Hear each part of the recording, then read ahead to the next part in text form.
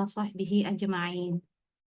Alhamdulillah, puji dan syukur kita panjatkan kepada Allah Subhanahu wa Ta'ala yang telah melimpahkan kepada kita rahmat, keberkahan, dan nikmatnya dari waktu ke waktu sehingga pada hari ini kita dapat hadir dan berkumpul dalam kajian online Keluarga Azhari. Sebelum dimulai, mari kita dengarkan terlebih dahulu tilawah yang akan dibawakan oleh Bunda Agnia dan Bunda Medina. Waktu dan tempat kami persilahkan.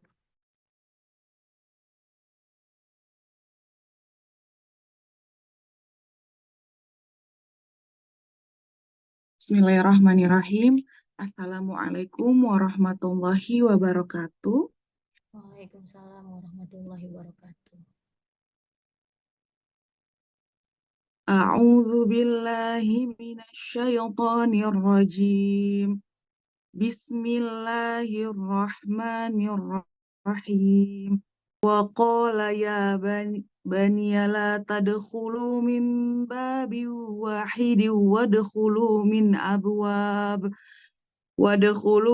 abwabin mutafarriqah wa ma ughni ankum minallahi min syai' inil hukmu illa lillah alaihi tawakkaltu wa alaihi falyatawakkalil mutawakkilun.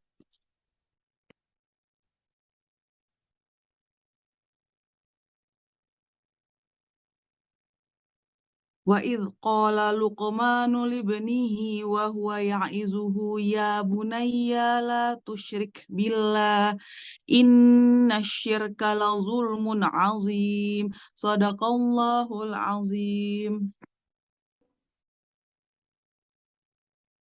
Assalamualaikum warahmatullahi wabarakatuh. Waalaikumsalam warahmatullahi wabarakatuh. Sudah terdengar, Mbak? Aku berlindung kepada Allah dari godaan syaitan yang terkutuk dengan menyebut nama Allah yang Maha Pengasih, Maha Penyayang.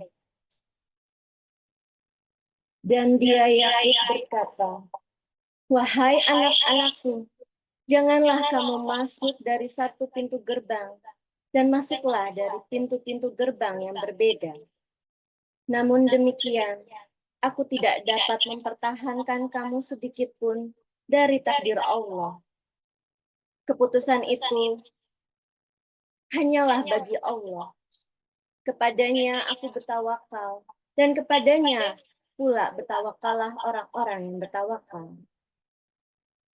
Dan ingatlah ketika Luqman berkata kepada anaknya, ketika dia memberi pelajaran kepadanya, "Wahai anakku, janganlah engkau menyekutukan Allah. Sesungguhnya mempersekutukan Allah adalah benar-benar kezaliman yang besar. Maha benar Allah dengan segala firman-Nya." Assalamualaikum warahmatullahi wabarakatuh. Jazakumullahu khairan Bunda Agnia dan Bunda Medina. Alhamdulillah, kajian online pada hari ini adalah kajian online pertama di tahun ajaran 2023-2024 yang diselenggarakan oleh Kajian Keluarga Azhari bekerja sama dengan Komite TK, SD, dan SMP Azhari Islamic School Lebak Bulus.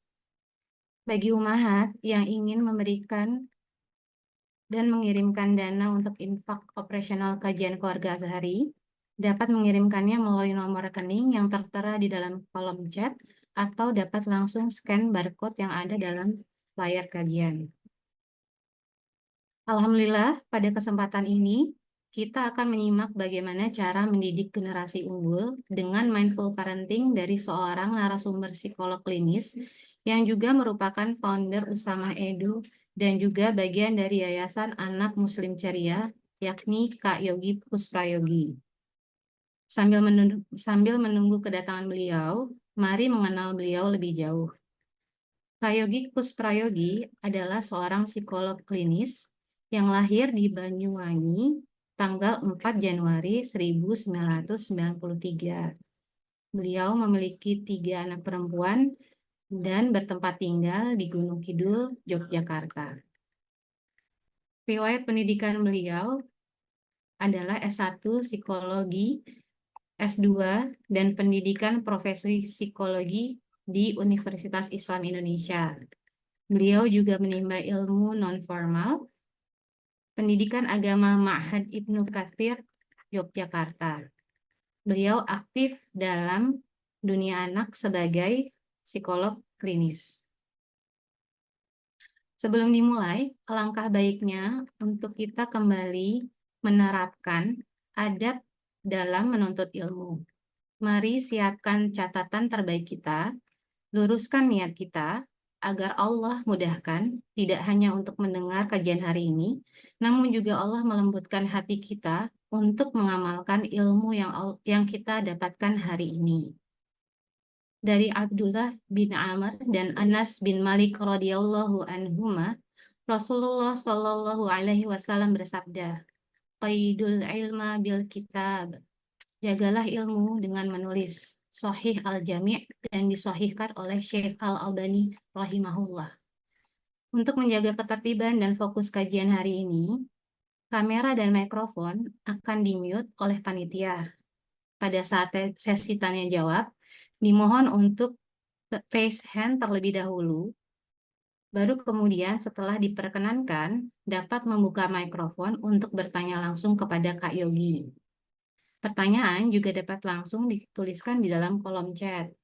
Insya Allah nanti akan bergantian antara pertanyaan langsung dan pertanyaan di dalam kolom chat. Insya Allah juga nanti akan ada 2 door prize menarik untuk pertanyaan yang terpilih. Alhamdulillah, sudah bersama kita semua, Kak Yogi. Assalamualaikum warahmatullahi wabarakatuh, Kak Yogi. Waalaikumsalam warahmatullahi wabarakatuh. Apa kabarnya, Kak? Salam wassalam. Alhamdulillah, alhamdulillah sehat, masya Allah. Bagaimana kabarnya Bunda? Sehat ya, Bu ya? Alhamdulillah khair, insya Allah. Alhamdulillah hari ini sudah bergabung sekitar 76 peserta yang sudah siap menerima ilmu parenting agar menjadi orang tua yang mindful. Insya Allah hari ini waktunya sampai jam 11 Kak Yogi, termasuk dengan sesi tanya jawab di akhir materi ya Kak. Insya Allah. Baik, tanpa berlama-lama lagi, tafadhol Kak Yogi untuk dimulai materinya. Iya, baik, terima kasih. Sebentar, nggih, afwan.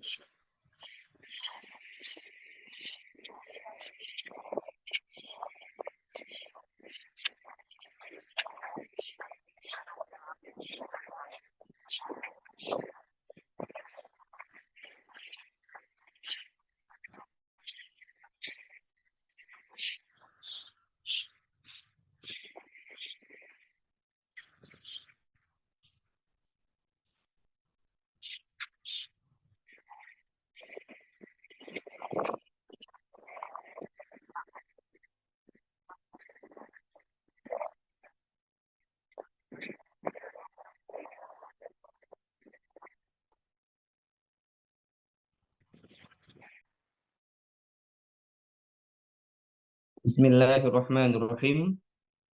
Assalamualaikum warahmatullahi wabarakatuh. Waalaikumsalam warahmatullahi. Alhamdulillah, salatu wassalam ala rasulillah, la hawla wa la quwwata illa billah. Asyhadu an la ilaha illallah wahdahu la syarikalah wa asyhadu anna Muhammadan abduhu wa rasuluh. Allahumma shalli ala Muhammad wa ala alihi Muhammad amma ba'd. Alhamdulillah, salatu wassalam ala rasulillah, la hawla wa la quwwata illa billah. Asyhadu an la ilaha illallah wahdahu la syarikalah wa asyhadu anna Muhammadan abduhu wa rasuluh. Allahumma shalli ala Muhammad wa ala alihi Muhammad amma ba'd. Alhamdulillah, puji dan syukur kita panjatkan kepada Allah Subhanahu wa taala atas semua limpahan nikmat yang telah Allah berikan kepada kita semua. Semoga kita termasuk hamba-hamba Allah yang senantiasa bersyukur atas anugerah nikmat yang telah kita nikmati.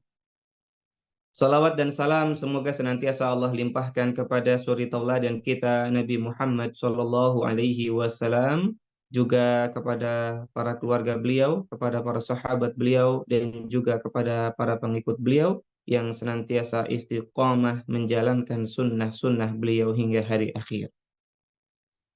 Alhamdulillah, ayah dan bunda rahimani wa rahimakumullah, senang sekali di pagi hari ini kita bisa berjumpa di ruang Zoom yang mudah-mudahan Allah senantiasa memberkahi kita semua beserta keluarga. Alhamdulillah, pada kesempatan pagi hari ini kita akan sama-sama belajar di apa namanya tempat ya kajian keluarga Azhari ya, Masya Allah, semoga Allah senantiasa membalas kebaikan para ayah bunda panitia penyelenggara kegiatan pagi hari ini. Semoga menjadi wasilah kebaikan dan juga sebagai bentuk ikhtiar kita sebagai orang tua, sebagaimana tadi yang dibacakannya, Luqman Al-Hakim menasihati anak-anaknya, ya bunayya la tusyrik billah inna syirka la dzulmun 'adzim. Dan ini merupakan kesadaran orang tua ya untuk senantiasa menasehati anak-anaknya, mendidik anak-anaknya agar bertauhid, agar senantiasa bertakwa kepada Allah. Dan sebagaimana yang Nabi Ya'qub alaihi salam wasiatkan kepada anak-anaknya ketika beliau hendak meninggal dunia, beliau mengatakan, apa yang akan kalian sembah setelah sepeninggalanku? Maka ayah bunda rahimani wa rahimakumullah, menjadi orang tua ya tentu membutuhkan kesadaran sebagaimana tema kita pada pagi hari ini, mindfulness ya, parenting ya, Masya Allah. Taib. Semoga Allah senantiasa memberkahi kita semua dan mari kita awali dengan lurusnya niat kita dengan niat yang ikhlas mengharapkan balasan kebaikan dari Allah. Kemudian yang kedua, jangan lupa berdoa, Allahumma alimna ma yanfa'una wanfa'na bima 'allamtana wa zidna ilma. Rabbi israh li sadri wa yassir li amri wahlul 'uqdatam min lisani yafqahu qawli. Baik. Terima kasih ayah bunda yang sudah hadir. Barakallahu fikum. Nah, perkenalkan saya Yogi. Biasa dipanggil anak-anak Kak Yogi ya. Masya Allah. Baik, kita akan mulai. Mohon izin untuk share materi kita di pagi hari ini. Mohon izin kami untuk menjadi teman belajar ayah bunda di pagi hari ini, nggih. Mindfulness ya. Ya, Alhamdulillah. Pada kesempatan pagi hari ini, Bapak Ibu atau ayah bunda sekalian, yang mudah-mudahan dirahmati Allah Subhanahu wa Ta'ala. Kita akan sama-sama belajar tentang mendidik generasi unggul dengan mindful parenting. Baik ya. Dan kenapa mindfulness? Coba mungkin ayah bunda bisa menuliskan di kolom chat, di kolom komentar, apa itu mindful parenting. Nah, coba kayak mau lihat apa kira-kira ayah bunda mindful parenting apa ya? Coba apa inti dari mindful parenting? Monggo, silakan.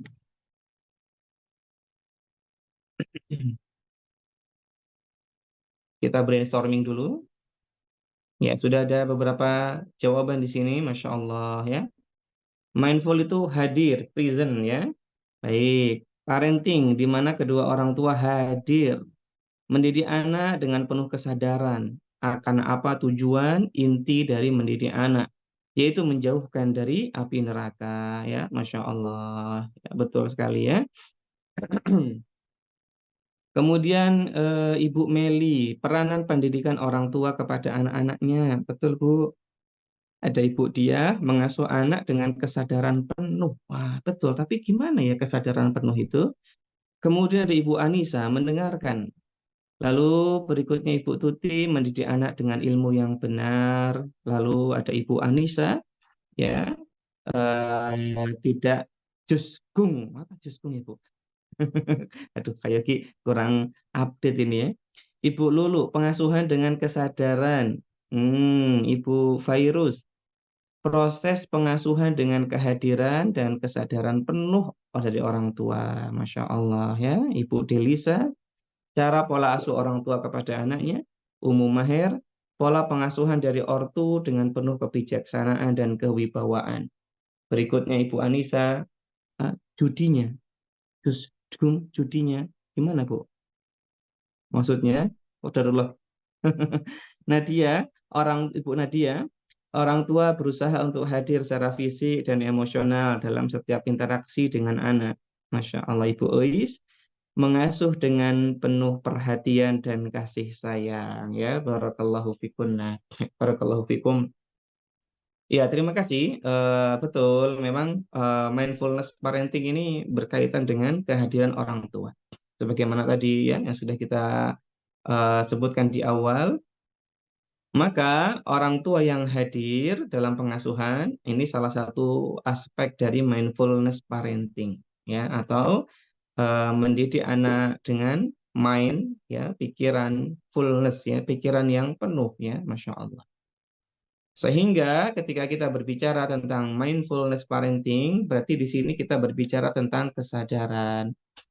Kesadaran apa? Kesadaran orang tua dalam tugasnya mendidik anak-anak. Kesadaran orang tua dalam membersamai anak-anak. Kesadaran orang tua juga dalam memahami tumbuh kembang anak-anaknya.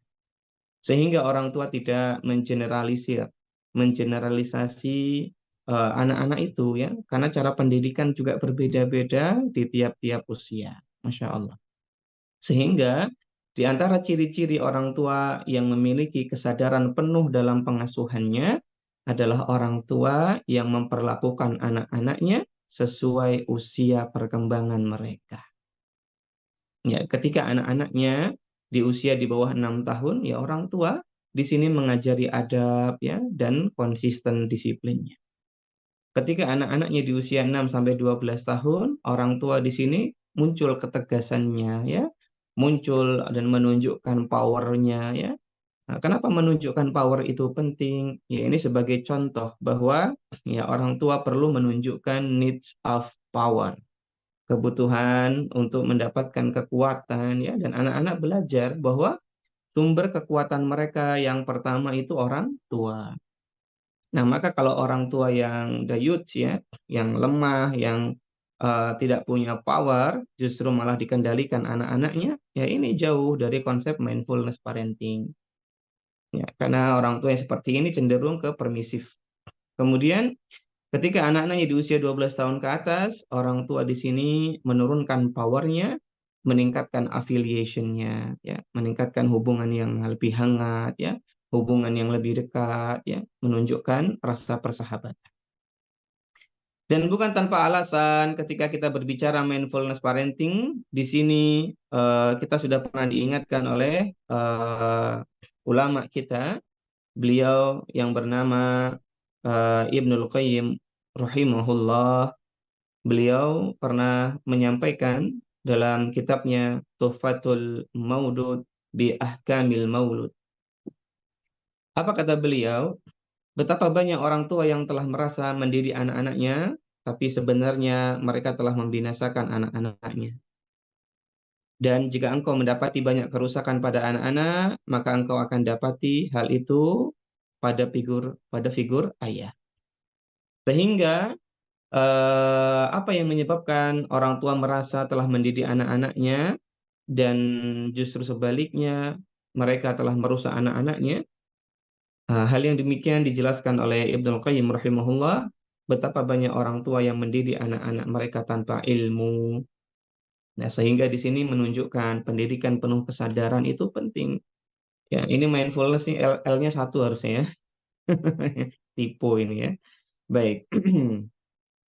Ketika kita berbicara mindfulness parenting, ayah dan bunda rahimani wa rahimakumullah, maka kita sedang mempraktekkan apa yang dinasihatkan Ibnu Qayyim rahimahullah kepada kita, yaitu menjadi orang tua di mana dalam pendidikan dan pengasuhan anak-anaknya menunjukkan ilmu yang baik atau memiliki ilmu yang baik dan menunjukkan perhatian yang baik.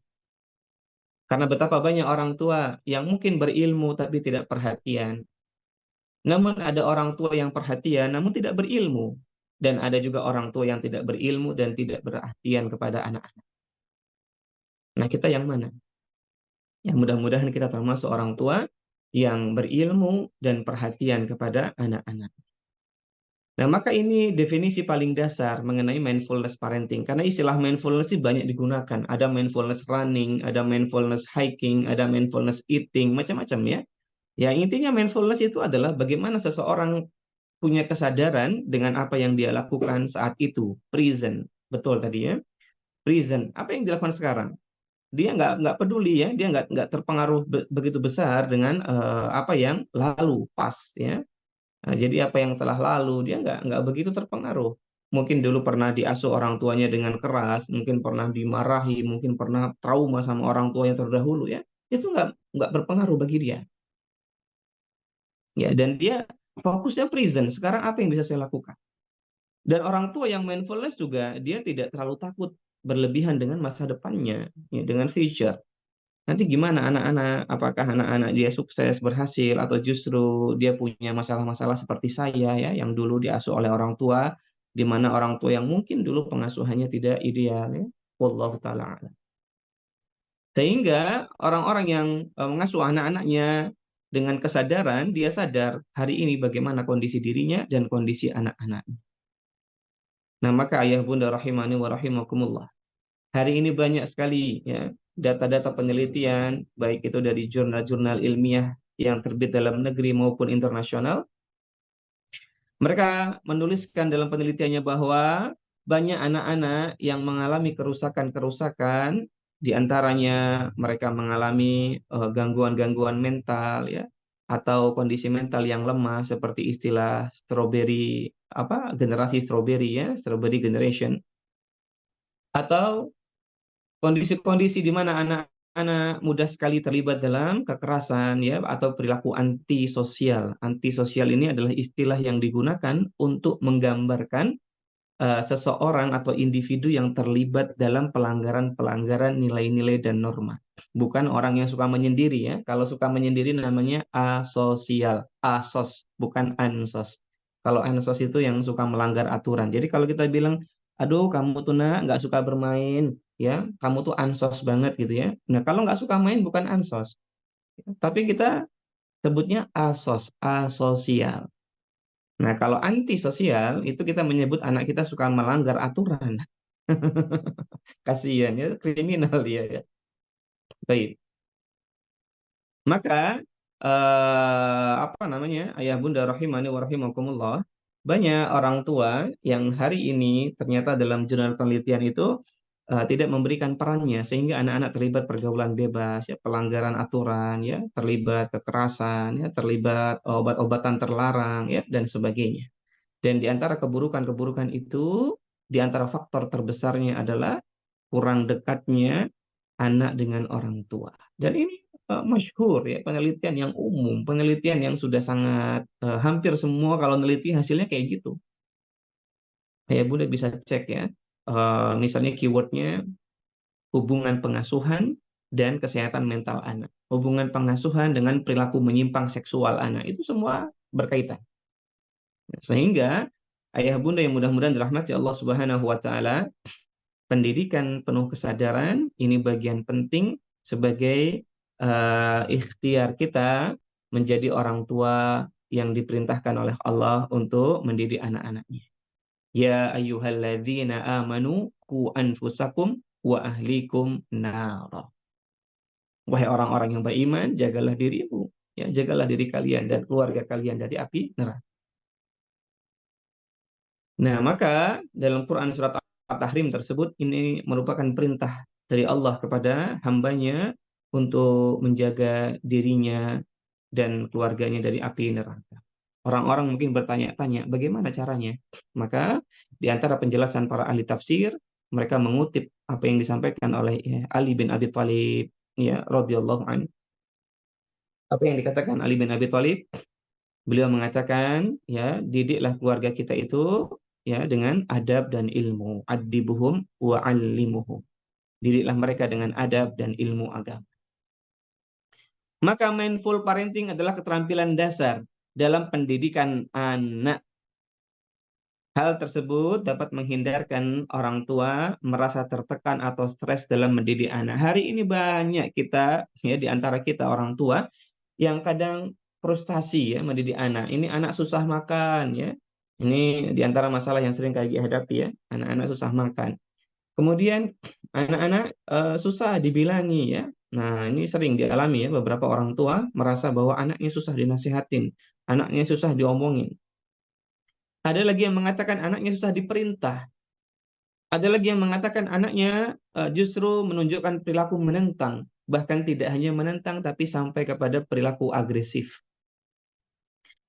Nah, di situ kadang orang tua merasa dirinya gagal, kadang merasa harus bagaimana lagi ya. Nah, ketika seseorang atau orang tua merasa berputus asa dalam pendidikan, disitulah orang tua berarti memang belum sepenuhnya memaknai atau memiliki kesadaran yang penuh dalam pengasuhan. Sehingga dia mudah tertekan, mudah stres ya. Nah, itu dampaknya kepada diri sendiri sebagai orang tua. Kalau kepada anaknya apa? Kalau orang tua mendidik anak tanpa ilmu, tanpa kesadaran, maka dampaknya maltreatment parenting ya. Salah dalam pengasuhan, dan ini banyak kasusnya. Seperti yang kami sering sampaikan ya, beberapa kelas di Jogja itu di sebulan terakhir ada anak yang sampai membakar rumah orang tuanya gara-gara nggak dikasih uang. Mungkin ayah bunda pernah dengar berita ini. Kemudian ada orang tua, anak ini dari kejadian membakar rumah itu di Gunung Kidul ya, itu masuk berita nasional itu ya, anak bakar rumah orang tuanya. Maka kemudian sepekan sebelum peristiwa itu ada seorang anak tega membunuh ayahnya gara-gara nggak dibelikan PlayStation. Ayahnya dibunuh, ya, subhanallah. Maka ini yang terjadi, ayah bunda, maltreatment parenting. Jadi maltreatment parenting itu ya bukan hanya sekedar anak-anak nanti jadi generasi stroberi yang ketika jadi ada masalah dia lemah ya, dia nggak taguh, dia nggak kuat, mudah kena penyakit mental ya. Bukan hanya itu, bukan hanya sekedar dia berkaulan bebas ya, bukan hanya sekedar itu, tapi sampai kepada perilaku yang merugikan orang lain atau orang-orang di sekitar. Ini masalah yang besar. Maka pendidikan penuh kesadaran ini adalah pendidikan yang tentunya mendidik generasi masa yang akan datang lebih tangguh, lebih kuat, ya, lebih fokus, lebih religius, dan sebagainya. Maka bagaimana cara melakukan mindfulness parenting adalah satu, memahami kondisi diri sendiri sebagai pribadi dan orang tua. Kita gimana sebagai orang tua? Apakah sampai hari ini kita sudah sadar tentang kekurangan kita, ya, tentang kesalahan-kesalahan yang mungkin pernah kita lakukan, tentang hal-hal yang mungkin secara personal kita masih sering melakukan perbuatan dosa, ya. Kita sering lalai kepada perintah Allah, ya. Kita masih sering sekali bermaksiat kepada Allah, ya. Nah, itu kesadaran. Coba kita resapi dan renungi, bagaimana mungkin kita hendak mendidik anak-anak yang saleh, anak-anak yang salihah, anak-anak yang pandai, anak-anak yang berbakti. Sementara kita orang tuanya masih terjelembab dalam kemaksiatan yang rutin kadang kita lakukan. Masih bergumul dengan dosa-dosa, walaupun kita anggapnya dosa kecil.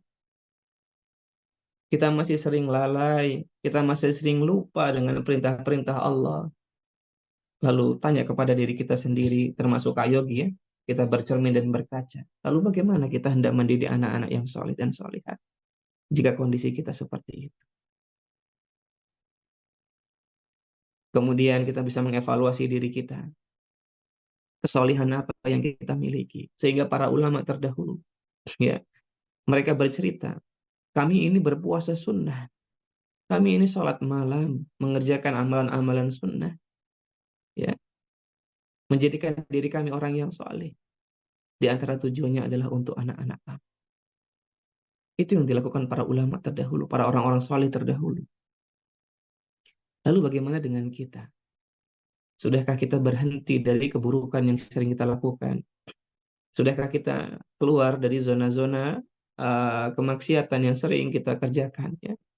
Maka ini menjadi bahan evaluasi paling awal untuk menjadi orang tua yang sadar. Yang kedua, secara mental gimana? Kita sudah sadar belum kita ini gampang marahkah? Kita orangnya sensitifkah? Kita orangnya mungkin mudah sekali emosi di hadapan anak-anak kita. Ya, atau gimana? Kita secara perkembangan mental kita. Secara pribadi, kita susah memaafkan, kita gampang iri, gampang dengki. Gimana? Ya. Atau mungkin kita pernah terdiagnosa masalah-masalah mental yang berat, bipolar misalnya, NPD misalnya, ya, ambivalen personality misalnya dan sebagainya. Coba kita evaluasi. Jangan-jangan selama ini kita tidak sadar, seringnya marah di depan anak, ya, seringnya bahkan memukul anak, ya. Itu yang menyebabkan maltreatment dalam pengasuhan. Lalu yang ketiga, kita coba evaluasi diri kita sebagai orang tua. Bagaimana peran kita selama ini dalam mendidik anak-anak kita? Sudahkah kita benar-benar ya, memberikan kasih sayang, memberikan cinta, ya, menunjukkan perhatian yang besar kepada anak-anak kita? Sudahkah kita memberikan harapan-harapan yang realistis untuk mereka? Harapan-harapan yang memang menjadi tumpuan-tumpuan keberhasilan mereka. Semisal memberikan harapan ya, kepada itu, ya, menuntut mereka untuk menjadi orang yang jujur, menjadi orang yang soleh, menjadi orang yang rajin sholatnya, menjadi orang yang suka menolong, menjadi orang yang mudah memaafkan. Ini tuntutan dan harus dilakukan orang tua. Sebagaimana Luqman Al-Hakim menuntut anaknya, ya bunayya, la tusyrik billah. Wahai anakku sayang, wahai le, ya. Ini isim tashkir, ya, sebutan panggilan yang lembut kepada anak-anak, ya bunayya. Kalau anak-anak kepada ayahnya, di antara isim tasgirnya, ya abati. Wahai ayahku sayang. Ya, ya bunayya la tusyrik billah. Wahai anakku sayang. Ya, ini panggilan yang lemah lembut. La tusyrik billah. Jangan engkau ya, mempersekutukan Allah. Itu tuntutan orang tua kepada anak. Boleh? Boleh. Kadang tuntutan kita itu ya justru malah jauh dari itu. Tapi tuntutan kita adalah besok kamu harus masuk top university ya, nak ya. Besok kamu harusnya dapat matematika 100 lah ya, fisika ya 100 atau 90 lah ya gitu ya. Nah, tuntutan terhadap nilai itu ternyata membuat tekanan akademis dan ini yang banyak terjadi di Cina, di Jepang, ya di Korea hari ini, bahkan di India.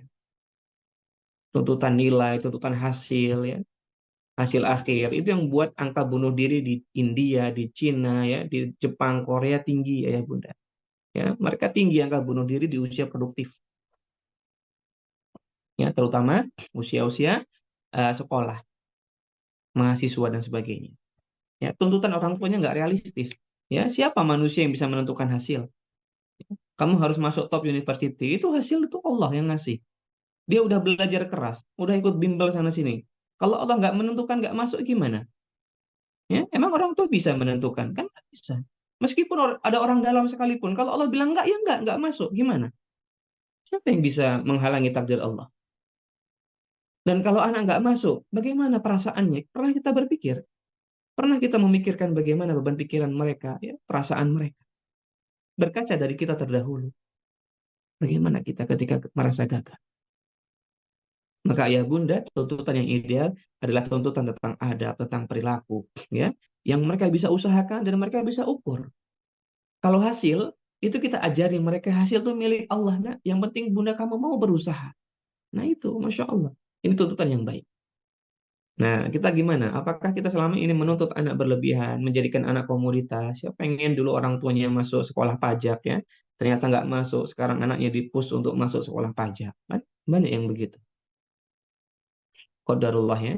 Kemudian yang kedua ya, orang tua mampu mengendalikan emosinya. Ketiga, mempelajari ilmu pengasuhan. Nah, maka ini solusi dari kesadaran tadi. Nah, maka di antara banyak pengasuhan-pengasuhan yang negatif, nah ini menurut hasil riset ya, yang pertama memang perekonomian. Dan perekonomian ini memiliki aspek yang luas ya, aspek pendukung yang luas. Di antaranya apa? Pendidikan ya. Rata-rata perekonomian yang rendah itu pendidikannya kurang, kesadarannya kurang ya, ilmunya kurang tentang pendidikan. Nah, itu kenapa perekonomian jadi masalah pertama dalam pengasuhan. Nah, maka harusnya orang-orang yang perekonomiannya sejahtera atau minimal dia menengah ke atas, dia memiliki pendidikan dan pengasuhan yang lebih baik. Kemudian yang kedua, kurang dukungan sosial ya. Dan ketiga, pemahaman yang salah tentang pengasuhan. Nah, itu dia. Maka ayah bunda yang hari ini mungkin kita secara finansial berkecukupan, ya mampu lah ya, cukup. Kemudian dukungan sosial, saudara, keluarga, pasangan bagus ya. Lalu pemahaman, kita hari ini banyak pemahaman tentang pendidikan dan pengasuhan anak, harusnya membuat kita memiliki pengasuhan yang positif. Baik ya. Walaupun nanti ada aspek yang lain ya, pendidikan agama ya, pemahaman agama atau religiusitas ya, dan macam-macamnya. Tapi ini tiga besar. Tiga besar kenapa pengasuhan negatif. Kak Yogi, kenapa pendidikan agama atau religiusitas orang tua itu nggak masuk tiga besar? Ya, karena dalam beberapa riset, termasuk ini penelitian yang diadakan oleh kampus-kampus Islam, eh, ketika orang tua ya memiliki pendidikan agama atau religiusitas yang mungkin nggak tinggi gitu ya. Nah, tapi orang tua menyekolahkan anaknya ke sekolah yang Islami ya, anaknya belajar Islam dengan baik, ya maka ini menjadi pengembangan yang positif bagi anak-anaknya secara pribadi. Dan bahkan kalau diurutkan, mana yang lebih berbahaya atau mana yang lebih menentukan keberhasilan anak di masa depan itu, apakah pengasuhan orang tua atau pemahaman agama anak? Maka jawabannya pemahaman agama pada anak. Ya, memang orang tua pengasuhannya penting tadi ya, dari Ibnu Qayyim rahimahullah, dari penelitian-penelitian psikologi kontemporer ya. Tapi ayah bunda, kalau diurutkan ya, mana yang lebih utama? Ternyata yang lebih utama adalah pemahaman agama anak. Sehingga meskipun kita mungkin terlahir dari keluarga yang dulunya kurang perhatian ya, meskipun kita terlahir dari keluarga yang kurang pengasuhan ya, tapi ketika kita mendapatkan lingkungan yang baik ya, guru yang baik mengajari teman-teman yang baik, maka ini menjadi faktor besar karena pada akhirnya ketika kita sudah remaja, diri kitalah yang tentunya akan mengarahkan dan menentukan pilihan-pilihan kita. Sehingga pemahaman yang didapatkan seseorang secara agama ya di bangku SMA, di perkuliahan ini menentukan atau menjadi faktor penentu bagaimana karakter mereka di masa berikutnya.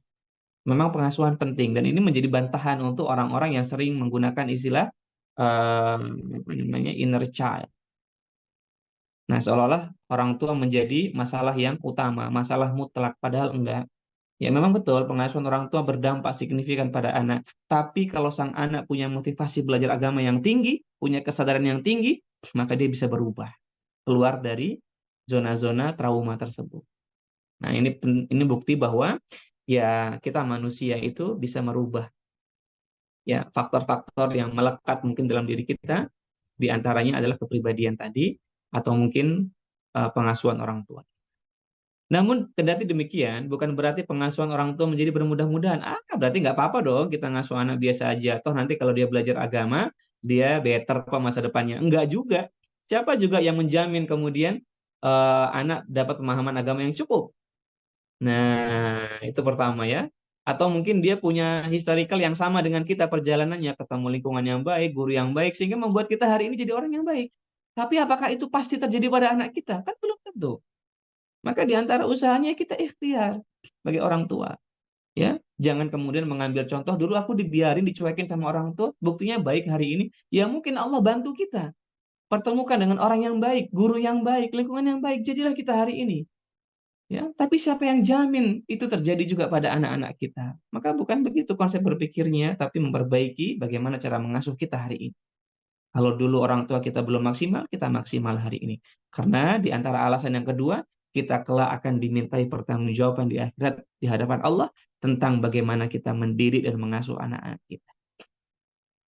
Itu jadi kesadaran paling awal kita sebagai orang tua. Maka ketika kita menjadi orang tua yang penuh kesadaran, ayah dan bunda, kita perlu memperhatikan di sini ada banyak ya sebenarnya kalau belajar tentang mindfulness parenting, kita bisa mulai dari belajar tahapan perkembangan anak. Kita bisa belajar dari bagaimana memperbaiki diri kita dulu. Kita bisa belajar dari banyak banyak hal. Yang penting sesuai dengan namanya mindful, ya, pikiran penuh ya, masya Allah. Baik, ini suara kami terdengarkan ya. Qadarullah kami nggak bisa lihat ayah bunda ini ya karena share screen. Qadarullah ya. Nah, maka di sini kita akan belajar nih. Mungkin ayah bunda ada yang pernah belajar, ada yang belum. Ya, kita hari ini belajarnya agak beda nih. Kita akan banyak belajar dari teori-teori kebutuhan. Karena ketika kita menjadi orang tua yang penuh kesadaran, kita bisa memahami kebutuhan anak-anak kita. Baik, kita belajar dari yang pertama. Di sini ada yang namanya Maslow hierarki atau hierarki kebutuhan Maslow ya. Dan mungkin ayah bunda yang dulu pernah belajar pendidikan atau mungkin psikologi pernah sedikit mendengar ini ya. Ada yang namanya 5 tahapan kebutuhan. Kemudian kita belajar teori kepribadiannya David McClelland ya. Nah di sini dia juga menyebutkan ada 3 kebutuhan manusia. Lalu kita juga belajar teori kepribadian Henry Murray.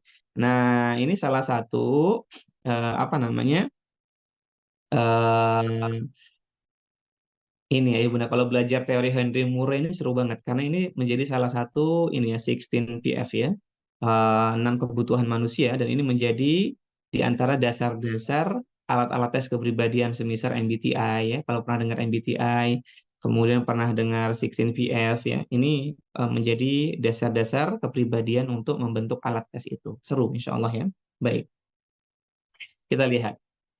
Yang pertama, manusia itu punya yang namanya Kak psychological needs ya, basic needs. Psychological needs. Nah, maka ayah bunda di sini manusia butuh yang namanya food ya, shelter, tempat tinggal gitu ya, warmth ya, apa ya intinya dipenuhi makanannya, minumnya ya, lingkungannya gitu ya. Ini basic needs-nya. Jadi ayah bunda yang hari ini memberi makan anaknya, memberi tempat tinggal kepada anaknya, ya, memberikan kebutuhan-kebutuhan sekolahnya ya. Nah ini tarafnya baru di psychological needs. Sehingga kalau ada orang tua yang merasa, saya kan sudah ngasih dia makan, ngasih dia tempat tinggal, ngasih dia sekolah, pendidikan, ya udah, ini peran saya. Mohon maaf, itu baru psychological needs.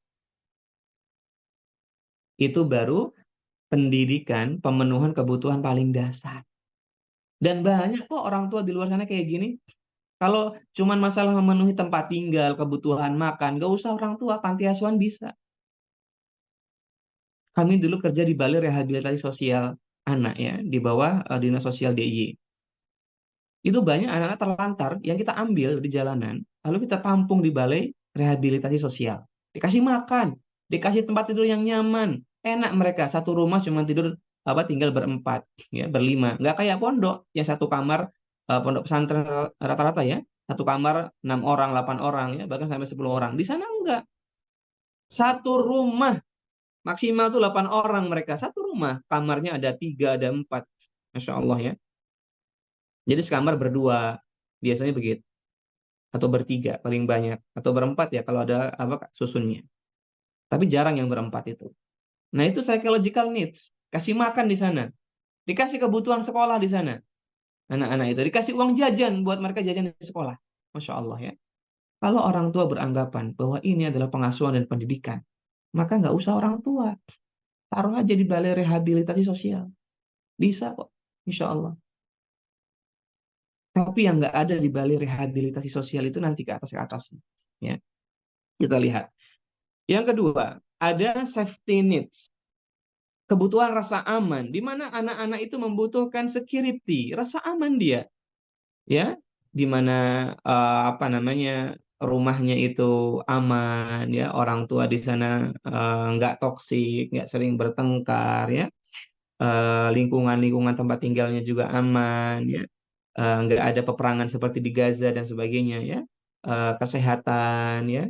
Nah ini safety needs ini berkaitan dengan bagaimana hubungan dia dengan lingkungannya, yaitu terkendali, damai ya, sama tetangga bagus ya, sama orang tua komunikasi bagus ya, interaksi baik, itu safety. Sehingga orang tua yang memberikan interaksi, membangun komunikasi sama anak ya, kemudian ngajak mereka main, ngajak mereka ya, mendampingi mereka lah kemana-mana. Ini baru kebutuhan yang tahap yang kedua, yaitu memberikan rasa aman. Makanya dalam pendidikan anak di 0 sampai 18 bulan, orang tua yang cepat responnya pada anak ketika anak menangis, ini adalah memenuhi safety needs-nya. Jadi ketika anak nangis tuh ayah bunda, ini kalau kita belajar tahapan perkembangan anak, psikososial anak, 0 sampai 18 bulan itu kalau dia nangis cepat direspon harusnya. Jangan biarkan anak ya menangis hampir tiap hari lebih dari 15 menit karena berdampak pada sistem perkembangan neuron mereka. Ya, entah nanti dia jadi tunagrahita ya, macam-macam ya, atau retardasi mental ya, atau perkembangan atau hambatan belajar itu banyak kendalanya kalau kita sering membiarkan anak nangis berlebihan. Nah, jadi safety needs itu penting. Maka orang tua itu nggak cuma ngasih makan anak, ngasih tempat tinggal, tapi ngobrol, interaksi, ya, main, nemenin mereka kemana, ya, nganter kemana, itu security, kebutuhan rasa aman. Kemudian ada di tahapan yang ketiga, yaitu love and belonging, ya, di mana orang tua menunjukkan perhatiannya, menunjukkan rasa sayangnya, menunjukkan cintanya. Ini kebutuhan yang ketiga. Ya, banyak orang tua yang bilang begini, kayak orang tua itu semuanya sayang sama anak. Betul, kami percaya. Ayah bunda yang hadir di sini, insya Allah semua sayang sama anak-anaknya. Tapi pertanyaannya, apakah ayah bunda sudah bisa mentransfer kasih sayang itu atau bahasa kasih sayang itu kepada anaknya?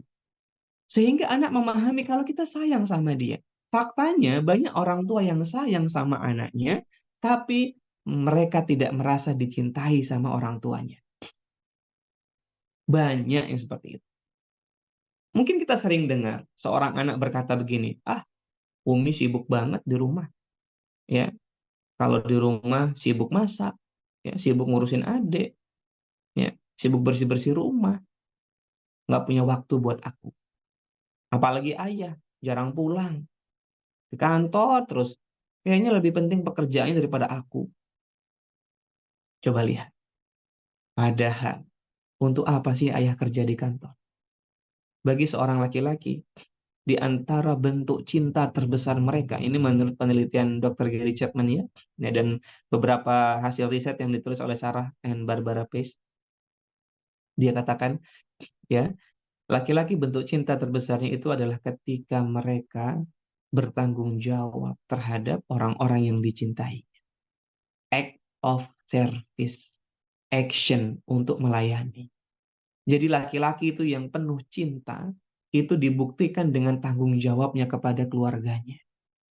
Laki-laki kadang tidak word affirmation, tidak mudah bilang sayang, love you, cinta, enggak. Karena mereka nggak terbiasa juga. Tapi bukan berarti mereka nggak butuh. Bukan berarti nggak bisa. Tapi mereka di sini memang kesulitan ya untuk itu kadang, karena nggak pernah dapat dulu waktu kecil. Yang mereka lihat orang-orang tua terdahulu ya, act of service ya, bapak-bapak itu.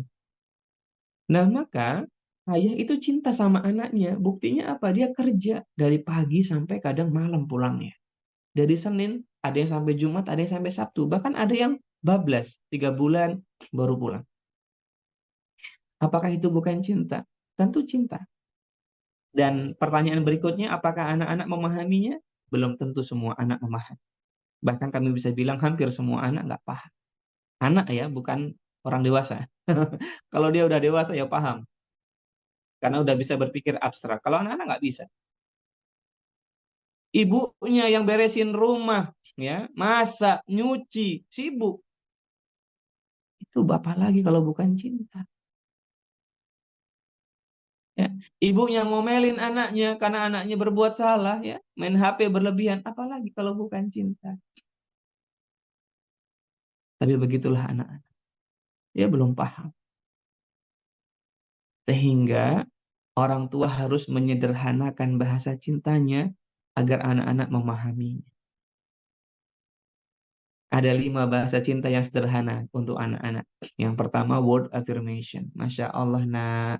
Terima kasih ya udah bantuin Umi. Terima kasih kakak sudah jagain adik. Barakallahu fiik, ya. Sebagaimana Nabi memuji Ibnu Abbas. Ya.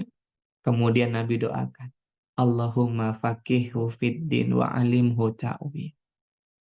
Lihat, Nabi menghargai anak-anak yang membantunya, yang berbuat baik kepadanya. Saat itu Ibnu Abbas sedang di rumahnya Maimunah, ya, bibinya, dan membantu Nabi untuk menyiapkan air toharoh, bersuci. Nabi senang. Nabi bertanya, siapa yang menyiapkan itu? Lalu bibinya Ibnu Abbas mengatakan, itu Ibnu Abbas. Maka Nabi segera menemui Ibnu Abbas, mengucapkan rasa terima kasihnya, lalu mendoakannya. Allahumma faqihu fiddin wa alimhu ta'wil. Ini doa dan harapan. Lihat, Allah kabulkan doa itu. Ketika Ibnu Abbas menjadi pemuda, dia di antara salah satu sahabat muda yang paling handal ya tafsirnya. Di antara tafsirnya yang mendalam adalah ketika beliau menafsirkan wahyu terakhir menjadi tanda meninggalnya Rasulullah. Subhanallah ya, lihat Ibnu Abbas. Mereka dicintai. Nabi juga nggak segan-segan mengucapkan cinta kepada Mu'adz. Waktu itu dia masih kecil ya, masih ya usia anak-anak. Nabi katakan, ya Mu'adz, wallahi inilah uhibbuka. Wallahi inilah uhibbuka. Ya Mu'adz, sungguh-sungguh ya, demi Allah aku benar-benar mencintaimu. Demi Allah, sungguh aku benar-benar mencintai. Nabi nggak segan. Nabi nggak segan main sama anak-anak, lari-lari, peluk-peluk ya. Sampai-sampai seorang sahabat yang memang ini karakter pendidikan di masa jahiliyah ya. Ya, maksudnya nggak terbiasa memeluk anak, mencium anak ya. Main sama anak itu nggak terbiasa mungkin zaman dulu ya. Sehingga ada sahabat Nabi yang bernama Al-Aqra, kemudian dia berkata, ya Rasulullah, aku punya 10 anak loh. Tapi aku nggak pernah perlakukan demikian. Lalu Nabi mengatakan, man la yarham, la yurham. Barang siapa yang tidak menyayangi, maka dia tidak akan disayang. Baik ya. Bahkan dalam peristiwa yang lain, dalam hadis yang lain, Nabi mengatakan, ya, laisa minna. Bukan golongan kami, kata Nabi. Sampai diancam, bukan golongan kami. Kalau kita baca kitab-kitab dosa-dosa besar ya, kitab Al-Kabair misalnya, ya di antara kriteria itu termasuk dosa besar, itu biasanya diawali dengan laisa minna, laisa minni, la yadkhulul jannah, tidak akan masuk surga. Itu menunjukkan bahwa ya amalan itu dosa besar. Nah, ini Nabi coba mengawali dengan laisa minna. Ini berarti sesuatu yang penting, sesuatu yang besar. Sampai-sampai diancam, bukan golongan kami, kata Nabi. Keluar dari golongan kami dia. Siapa? Man lam yarham saghirana wa yuwakkir kabirana. Bukan golongan kami yang tidak menyayangi anak yang orang yang lebih kecil dan tidak menghormati yang lebih tua. Nah, maka menunjukkan cinta, menunjukkan kasih sayang ini bagian dari pendidikan Islam. Sehingga mungkin kita hari ini terlena ya, ada pendidikan Montessori misalnya. Karena betul Maria Montessori, kami pernah baca bukunya ya di tahun 1940-an ya. Beliau itu yang menemukan teori bagaimana mendidik anak sesuai perkembangan. Di antaranya orang itu harus pandai menunjukkan cinta. Kenapa? Karena beliau berangkat dari keresahan di masa-masa abad 19 akhir, yaitu yang mau 1900-an awal ya. Itu sejarah mengatakan bahwa Eropa itu ya mereka tidak peduli dengan anak-anak. Ya, bahkan di tahun 1900 ya awal itu orang-orang menganggap anak-anak itu sebagai orang dewasa dalam tubuh kecil. Silakan baca sejarahnya. Seperti itu mereka menganggap anak-anak. Maka baru-baru ini kok anak-anak tuh punya baju bergambar anak-anak, bajunya khusus. Zaman dulu enggak. Ya. Nah, dan perilaku orang kepada anak-anak sama seperti orang dewasa. Maka Maria Montessori resah ya, dia bikin teori bahwa mendidik anak itu penuh dengan cinta. Tapi teorinya itu ya, maksudnya teori itu tuh terkenal, teori itu bagus. Hari ini banyak diadaptasi, banyak ditulis ulang gitu ya. Ya, tapi kita suka lupa, suka kagum sama apa yang datang dari Barat. Sementara 1400 tahun yang lalu Nabi Shallallahu Alaihi Wasallam sudah pernah menyampaikan hal ini. Mendidik anak itu penuh dengan cinta, kasih sayang, kelembutan. Dan itu kebutuhan manusia. Buktinya apa? Dibuktikan oleh penelitian Abraham Maslow. Dia seorang Yahudi yang meneliti ini, ya bahwa ya kita butuh cinta dalam pendidikan dan pengasuhan anak. Ini teoritisnya ya. Apa yang dikatakan Nabi itu bukan sia-sia. Masya Allah ya. Sehingga mari ayah bunda kita evaluasi, sudahkah kita menunjukkan cinta dalam pendidikan dan pengasuhan anak-anak kita? Kemudian ada yang namanya self esteem ya. Anak-anak itu muncul kepercayaan dirinya ya, yaitu dihargai. Maka selama ini sudahkah kita menghargai anak-anak kita? Sudahkah kita mengakui kelebihan-kelebihan mereka? Sudahkah kita menghindarkan lisan kita dari membanding-bandingkan dia dengan saudaranya atau dengan orang lain? Ya. Karena membanding-bandingkan dengan orang ini bukan perkara yang baik. Coba lihat itu nak, temanmu di kelas dulu nak, rajin belajarnya juara 1 dia, kamu gimana? Kayak gitu kan? Itu menurunkan harga diri, bukan meningkatkan motivasi. Apalagi kalau yang dibandingkan saudara kandungnya, sudahlah. Kami sudah sering dapat kasusnya. Kami sudah sering dapat pasien yang seperti ini. Saya billing rivalry yang terbawa sampai dewasa. Sang adik nggak terima dibandingkan sama kakaknya, begitu pun sebaliknya. Sering. Dan dari jurnal penelitian juga begitu. Ya, maka respect, menghargai anak-anak kita. Mengajari mereka keterampilan, ya, ngikutin lomba, ngajarin kejujuran, itu boleh. Ya, meningkatkan self esteem. Nggak harus menang, lomba itu boleh. Dan lomba itu bagian tumbuh kembang anak. Jadi kalau ada yang bilang lomba itu nggak bagus, oh salah. Coba pelajari lagi teori perkembangan anak. Mungkin belum terbaca. Bukan hanya dalam psikologi, tapi dalam Islam. Dalam Islam, Syekh Ahmad Nasir Athayyar, dalam kitabnya Kaifatur Rabbi Abna'aka, beliau menyebutkan anak-anak itu suka berlomba-lomba. Maka Nabi pernah bercanda dengan Bunda Aisyah, lomba lari. Dan ini menjadi salah satu fondasi pendidikan Islam loh. Yaitu diantaranya faedahnya memberikan kesempatan anak untuk menang. Mengajari mereka lomba. Ya, lomba yang baik. Banyak itu syarahnya ya, tentang makna itu. Dan anak-anak suka lomba, contohnya, ayo makan, lomba sama bunda, yuk cepet-cepetan, itu senang mereka. Jadi kalau ada yang bilang, wah lomba itu nggak bagus, kenapa? Karena dari 10 orang yang ikut lomba cuma 3 yang menang, kasihan 7-nya. Prinsip apa? Lomba itu bagian kita. Kompetisi itu bagian tumbuh kembang kita. Itu ada dari karakter kepribadian kita, kompetisi itu. Orang-orang yang nggak pernah merasa dihargai, maka kompetisinya itu akan aktif, ya, dan mereka akan melakukan apa aja demi berkompetisi, demi menang kompetisinya. Dan ini ciri-ciri dari NPD. Salah satu suspek NPD itu ciri-cirinya adalah mereka salah menempatkan kompetisi. Kenapa? Karena nggak pernah diajarin dari kecil. Salah ngajarinnya. Contohnya, kamu harus menang ya kak ya, lomba ini. Kamu harus menang. Ini salah nih. Atau orang tua nggak pernah ngajarin kompetisi. Udahlah, nggak usah kompetisi. Bahaya. Nanti dia jadi sedih hatinya, jadi nangis. Udah, kamu nggak usah kompetisi. Kamu kolaborasi aja. Mohon maaf, kolaborasi dan kompetisi, 2 aspek yang berbeda. Anak-anak punya itu dalam kepribadian mereka. Kalau nggak diajarin kompetisi, gimana mereka bisa struggling?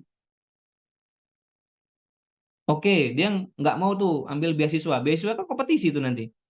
Masuk perguruan tinggi, kompetisi lagi. Ya udah deh mau jadi pengusaha. Pengusaha juga kompetisi, ada kompetitornya. Gimana kalau nggak pernah diajarin? Mengajari kompetisi itu penting bagi tumbuh kembang anak-anak. Dan ini bagian fitrah mereka. Aneh kalau ada orang yang bilang kompetisi nggak bagus buat anak-anak. Sementara fitrah mereka begitu. Yang benar itu mereka diajarin kompetisi. Lalu diajari adab-adab kompetisi. Yang jujur, yang sopan, yang baik. Dan diajarin kalau kalah itu gimana memaknainya. Dan yang paling penting, tanamkan pada anak ketika kamu ikut lomba, kamu itu lebih baik selangkah dari dirimu sebelumnya. Contoh ikut lomba tahfidz. Orang yang ikut lomba tahfidz, ya, atau dirinya yang ikut lomba tahfidz lebih baik daripada dirinya yang nggak ikut lomba tahfidz. Dia lebih, hafalannya lebih kuat. Dia murojaahnya lebih rajin. Artinya dia punya usaha, yang usaha itu meningkatkan kualitas dirinya. Mungkin usaha itu nggak menghantarkannya kepada kemenangan, tapi usaha itu meningkatkan dirinya ke level yang lebih baik. Itu yang perlu diajarkan kepada anak-anak.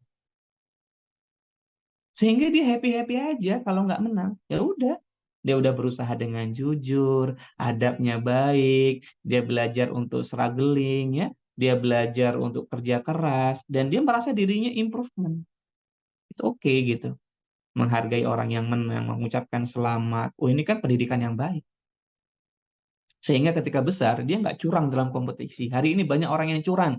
Dulu mungkin nggak pernah belajar kompetisi. Makanya sekarang apa? Curang. Pakai orang dalam, mentang-mentang bapaknya punya kuasa misalnya ya. Manfaatkan. Omnya punya kuasa, manfaatkan. Gara-gara kompetisi buruk. Ya, main orang dalam ya, KKN dan sebagainya ya. Menjatuhkan orang itu kan banyak yang kayak gitu hari ini. Ya, mau masuk perguruan tinggi aja pakai orang dalam. Ya, mau masuk TNI Polri, masuk orang dalam. Ini nggak punya kompetisi dia, nggak punya skill kompetisi. Yang ada curang. Itu yang terjadi hari ini, ayah bunda. Lemah mentalnya. Itu yang disebut generasi stroberi. Nggak punya jiwa yang besar. Kalaupun dia menang, ajari mereka. Kalau menang tuh gimana adabnya. Biar dia nggak sombong. Maka kompetisi itu pendidikan yang penting. Sayang kalau dilewatkan. Yang jadi masalah nggak semua anak berminat. Kenapa? Sudah takut duluan. Insecure duluan. Kenapa? Ya karena mungkin selama ini self esteemnya rendah. Nah, maka ya bunda rahimani wa rahimakumullah. Menghargai anak ya. Kemudian ya memuji mereka, mendoakan mereka ya, membesarkan hatinya, ngajarin mereka keterampilan. Ini bagian dari meningkatkan self esteem. Sehingga diantaranya mereka mampu survive. Nah, ini bagus. Kemudian yang terakhir, self-actualization. Di mana anak-anak itu berhasil memaknai apa-apa yang mereka lakukan. Dan ini berkaitan dengan perkembangan moral. Ya, dia bisa mengevaluasi dirinya, dia sadar diri kalau dia salah ya. Dia bisa mengevaluasi dirinya kalau nggak benar ya. Ini self-actualization. Bisa menilai dirinya, bisa sadar ya. Jadi kesadaran, mindfulness.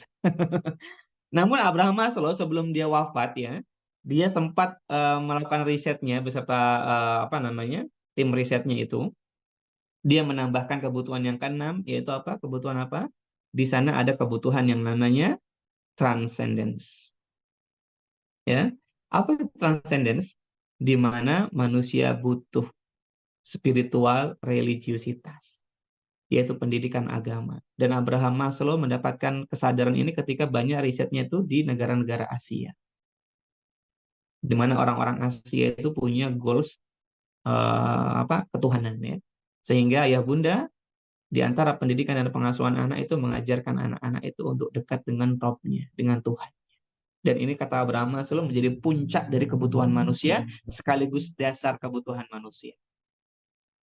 Ya, jadi sebelum psychological needs itu kebutuhan dasarnya adalah agama dan puncaknya adalah agama, masya Allah ya. Nah, jadi kita di sini bisa membuktikan ya. Mungkin yang beda bukan seorang Muslim meneliti ini, tapi orang-orang Barat itu kalau meneliti kadang dia fair dari hasilnya. Nah, sehingga di sini kita belajar bahwa pendidikan agama ya, menanamkan nilai moral agama, ya, mendidik adab, mendidik tauhid kepada anak ini menjadi dasar sekaligus puncak dari kebutuhan manusia. Nah, baru belajar teori Abraham Maslow, udah habis waktunya nih ayah bunda. Ya kita masih punya David McClellan sama Henry Murray. Qadarullah ya. Nggak apa-apa ya.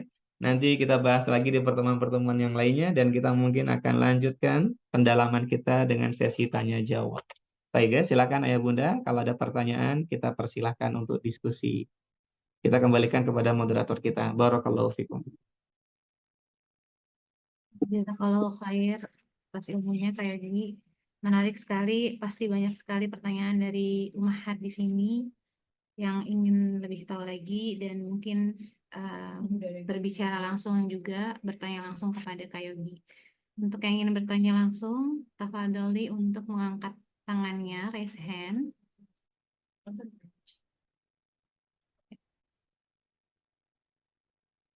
Untuk Ekalita Sari Pisan. Terima kasih. Assalamualaikum warahmatullahi wabarakatuh. Aku pengen nanya tentang yang masalah kompetisi itu sebenarnya.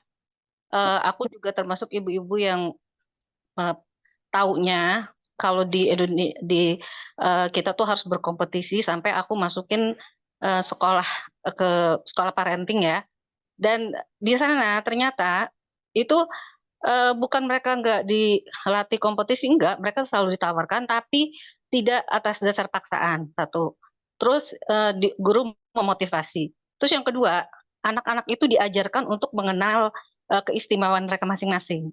Jadi nggak hanya IQ aja, tapi juga dari sisi-sisi kebaikan. Dan itu kan yang kadang kita miss ya.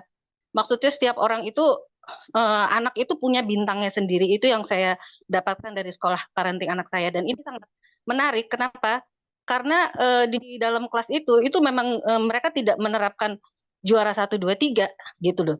Dan anak-anak itu dimotivasi percaya dirinya yang pasti dan diajarkan untuk menerima kondisi mereka apa adanya ya. Maksudnya begini, misalnya kalau mereka nggak terlalu pintar, tapi mereka punya kebaikan lain, itu nanti mereka dikasih label-label baik atau dermawan gitu loh. Pintar apa di situ ada label-label anak itu. Jadinya mereka jadi ada di dalam psikologi itu melabeling anak. Jadi memang tidak boleh kita gitu apa ya maksudnya menjatuhkan ini nilai anak kita ya karena misalnya anak kita punya kelemahan misalnya dia nggak mau ikut lomba apa segala macam nggak bisa berkompetisi tapi pasti ada kelebihan dia yang lain gitu even kalau misalnya ada sesuatu yang dianggap kekurangan tanda kutip itu kan kita bisa melihatnya sebagai dia bisa menjalin koneksi lain yang mungkin orang lain tidak bisa melakukan itu ya misalnya saya melihatnya seperti itu jadi pasti ada selalu ada konteks positif dan negatif gitu ya kalau menurut saya gitu. Dan ini sebenarnya bukan masukan saya sendiri sebagai orang tua bukan. Karena saya juga tahunya waktu saya dulu sekolah memang kita diajarin berkompetisi dan kita suka ngeliat tuh kalau yang biasa jago tiba-tiba yang biasa-biasa aja bisa ngelewatin mereka, mereka tuh langsung memandang rendah gitu. Langsung nggak percaya masa sih lo bisa itu kejadian loh kayak gitu itu satu terus yang kedua kalau mereka eh, biasa menang terus tiba-tiba dia nggak dapet itu jatuh mentalnya apalagi kalau dia selalu berhasil gitu itu banyak yang kayak begitu misalnya dia nggak tembus sedangkan sebenarnya kan banyak juga yang gagal cuman masalahnya dia nggak pernah merasakan kegagalan akhirnya down gitu dan memandang rendah orang lain yang biasa-biasa aja kok bisa lulus.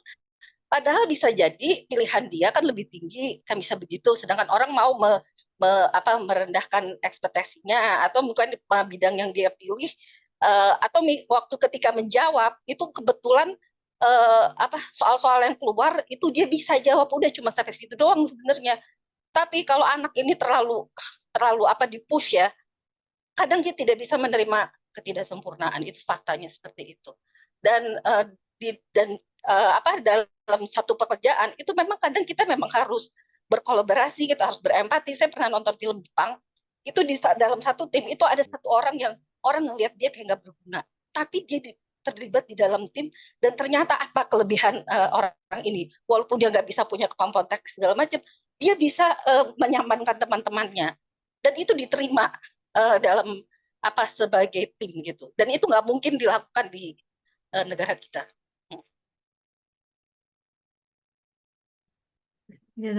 Jadi pertanyaannya jadi pertanyaan saya untuk masalah kompetisi ini mungkin perlu penjelasan lebih lanjut ya karena kalau menurut saya kompetisi di Indonesia itu sangat tidak sehat sampai tadi sampai orang tua akhirnya mau curang apa segala macam. Kalau anak-anaknya curang mungkin kita masih gimana ya itu proses mereka dan itu memang hidup mereka gitu. Mungkin mereka harus melalui proses yang dan kebetulan mungkin mereka pinter tapi mungkin agak licik. Tapi kalau orang tuanya itu kan agak kebablasan ya kalau menurut saya gitu. Dan itu kan karena budaya kompetisi kita gitu loh. Terus yang kedua, negara kita itu 70% lemah gitu dan kita mempush dan akhirnya apa banyak permasalahan di sekitar kita kan kayak misalnya mereka harus begini kenyataannya kan mereka nggak bisa seperti itu gitu itu bagaimana gitu loh jadinya kayak misalnya kita parenting anak aja ya apalagi waktu misalnya kita baru jadi ibu kita kan nggak tahu anak kita nih maunya apa ada rasa frustasi begitu ya bukan kita nggak mau menyamakan anak kita sendiri nggak ngerti gitu, berproses juga gitu. Dan ketika anak kita tumbuh dewasa, loh anak kita kok nggak semua anak ketika dewasa mereka tumbuhnya seperti yang diharapkan orang tua, misalnya seperti itu kan. Tapi kan bagaimanapun mereka anak kita dan kita udah mengajarkan yang terbaik. Nah itu juga bagaimana solusinya kaitannya dengan mindfulness. Karena kan mindfulness ini kan sebenarnya fokusnya itu kita memenuhi kebutuhan anak kita. Apakah ketika dia saat berproses tidak sempurna itu dia jadi kepompong, ibaratnya begitulah. Bagaimana sikap kita sebagai orang tua ini gitu? Karena kalau kita dituntut selalu melakukan hal yang ideal, ya saya pikir juga si anak juga apa bisa gitu loh dibebankan seperti itu. Ya, terima kasih atas pertanyaannya. Baik, langsung kita jawab ya. Barakallahu fikum. Ya, yang pertama untuk masalah kompetisi ya. Masalah kompetisi itu adalah aspek tumbuh kembang anak yang harus disimulasi, itu kaidahnya. Sehingga orang tua bertugas ya punya amanah untuk mendidik anak-anaknya. Satu, dia berani mencoba. Yang kedua, anak-anaknya itu dididik dengan bagaimana cara berkompetisi yang baik. Jadi aspek pendidikan kompetisi itu adalah satu, dia berani mengembangkan inisiatifnya. Yang kedua, dia belajar adabnya. Itu yang digarisbawahi, bukan belajar menang kalahnya. Maksudnya dia harus menang, itu enggak. Nah itu maka orang tua harus garis bawahi itu. Sehingga kompetisi itu bisa dimulai dari hal yang paling ringan di rumah sampai kepada hal besar kalau dia di sekolah mau ikut lomba mewarnai, mau lomba sains dan sebagainya. Dan banyak aspeknya. Anak yang ahli olahraga ya silakan di bidang olahraga. Anak yang ahli di bidang art ya di bidang art. Anak yang ahli di bahasa ya di bahasa. Sehingga mereka belajar. Dan ini bagian penting.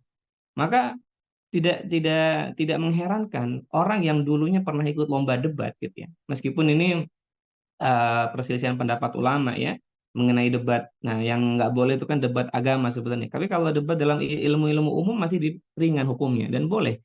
Silakan. Dan maka anak-anak yang pernah ikut lomba debat ini kan tentu lebih bagus kemampuan public speakingnya karena dia latihan. Perkara dia menang atau enggak urusan yang lain. Nah, maka aspek yang ketiga dalam mengajarkan kompetisi itu adalah skill ya, improvement mereka. Nah, maka kemudian orang tua mengajarkan bagaimana menata hati mereka tadi kalau menang dan kalah. Itu intinya di situ. Perkara kolaborasi itu aspek yang lain dan penting mengajarkan kolaborasi. Kami tidak menganggap kolaborasi nggak penting, tapi di sini ada aspek-aspek perkembangannya. Maka kadang orang tua bilang gini, udah jangan ngajarin kompetisi, ngajarinnya kolaborasi. Loh, itu kan aspek yang berbeda.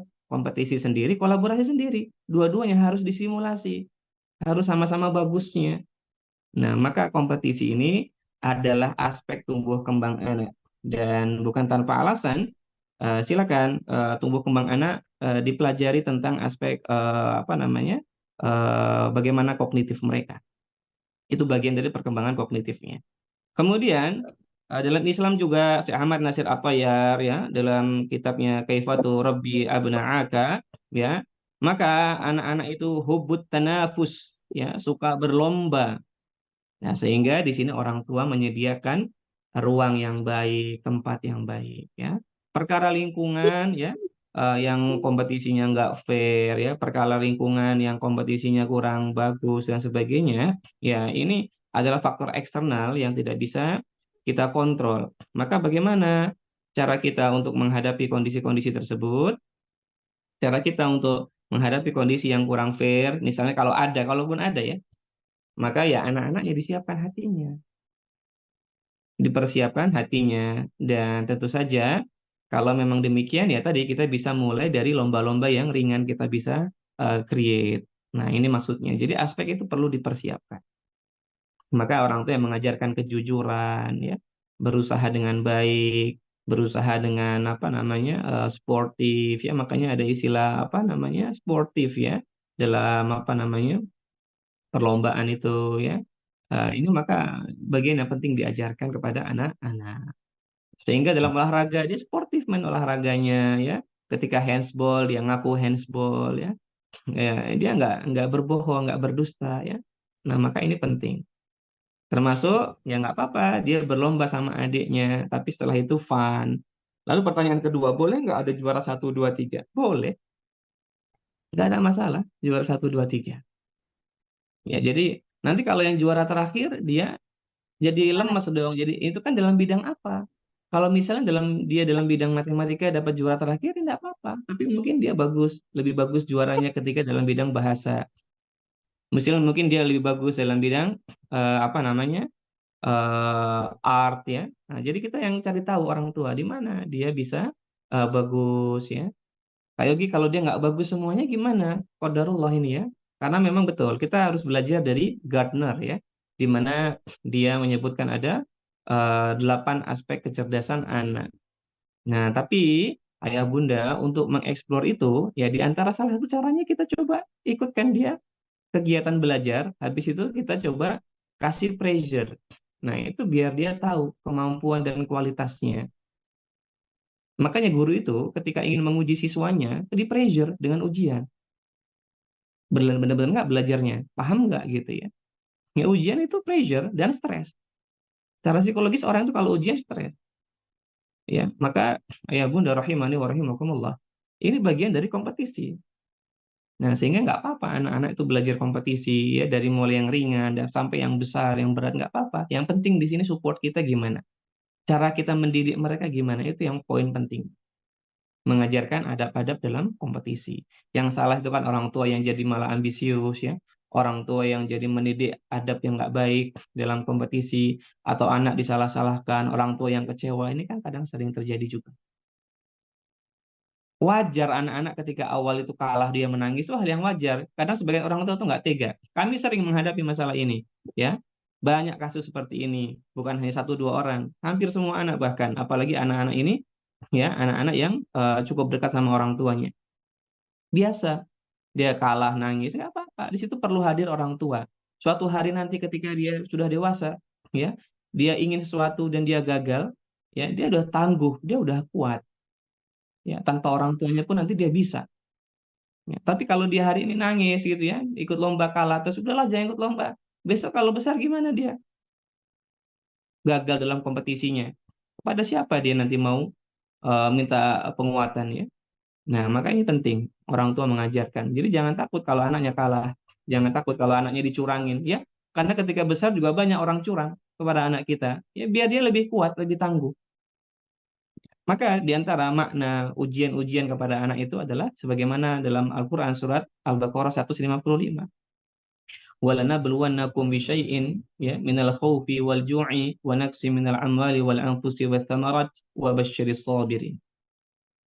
Maka mengajarkan anak-anak untuk sabar, wa basyiris sabirin ya, berikan kabar gembira bagi orang-orang yang sabar. Allah akan ngasih ujian kepada kita dengan sedikit ketakutan, kelaparan, kehilangan harta, jiwa, dan buah-buahan. Itu ujian dari Allah. Dan kita diajarkan untuk bersabar. Di antara tafsir ayat ini, Syekh Abdurrahman bin Nasir As-Sa'di mengatakan, sesuatu yang tidak membinasakan kita, itu akan membuat kita lebih kuat. Jadi kalau dapat ujian dari Allah, Allah nggak ingin membinasakan manusia. Justru Allah ingin membuat manusia lebih kuat. Itulah kenapa Allah menggunakan redaksi bisyai'in. Dengan sedikit. Ujian itu dengan sedikit. Nah, maka yaitu kompetisi begitu, memberikan pressure kepada anak-anak. Ya, dan ini membuat anak-anak lebih kuat. Nah, dan terbiasa dia insya Allah. Sehingga dia belajar di situ aspek kompetisinya tersimulasi. Barakallahu fikum ya. Dan nanti ada lagi aspek kolaborasi itu aspek yang berbeda. Artinya di sini juga ada simulasinya. Kita nggak lagi bahas kolaborasi. Jadi ya kolaborasi bagus, masya Allah ya. Nah, diajari kerjasama, menghargai orang, respectful sama orang ya, gimana komunikasi yang baik itu kan kerjasama. Nah, jadi memang ayah bunda untuk kompetisi ini bagus untuk anak-anak. Dan kalau dikasih reward sah-sah saja. Nah, kadang orang tua bertanya, nanti kalau nggak dapat reward gimana anaknya? Ya nggak apa-apa. Karena nggak semua dunia itu kan nggak sesuai nggak harus selalu sama dengan harapan anak-anak kita. Ya nggak apa-apa. Ya, nanti kita di rumah bisa kasih reward sendiri kan gitu. Karena apa? Karena usaha dia, bukan karena juaranya dia, karena usahanya dia kita kasih reward. Itu kan bagus. Jadi dia menghargai usahanya, bukan hasilnya. Masya Allah ya. Jadi memang seperti itu. Nah, intinya dimotivasi saja. Ya justru hati-hati ya. Hari ini banyak sekali subhat-subhat pendidikan. Kami bilang subhat betul. Karena ini adalah membuat orang tua itu jadi was-was. Kenapa was-was? Nah, ada istilah gentle parenting itu. Hati-hati ayah bunda ya. Dan banyak diadaptasi oleh sekolah-sekolah. Ya, itu gentle parenting itu muskilah, masalah itu. Ya, terlalu bermudah-mudahan. Enggak ya, enggak begitu ya. Anak-anak itu dididik sesuai kondisi mereka, bukan disamaratakan dengan gentle parenting. Jadi pendidikan anak itu, parenting itu sebenarnya mengacu pada tumbuh kembang anak. Apa yang terjadi pada tumbuh kembang mereka di usia sekian sampai sekian ya. Jadi itu dibagi dari tumbuh kembang kognitif, sosial, emosional mereka, kebutuhan tumbuh kembang seksualnya ya, ada banyak. Sehingga pendidikan pengasuhan berdasarkan itu. Jadi kalau ayah bunda belajar bertahap tentang tumbuh kembang, insya Allah nggak ribet dengan pengasuhan.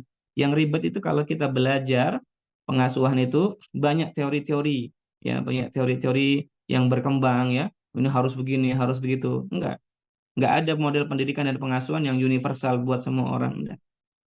Kondisi kita, kondisi anak-anak beda ya. Yang penting kita belajar fase tumbuh kembang anak, apa yang dibutuhkan di sana, kita sadar, kita berikan sesuai dengan kondisi masing-masing. Nah, itu untuk masalah kompetisi ya bunda ya. Jadi tidak perlu khawatir. Justru orang tua harusnya belajar menata diri. Kadang kalau anak kompetisi, orang tua yang cemas.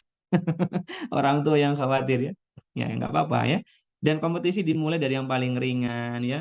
Balapan makan ya, lomba nyusun ya, sama-sama diapresiasi. Yang penting anak itu diapresiasi atas usahanya. Itu yang paling penting dalam kompetisi. Baik. Ya, berikutnya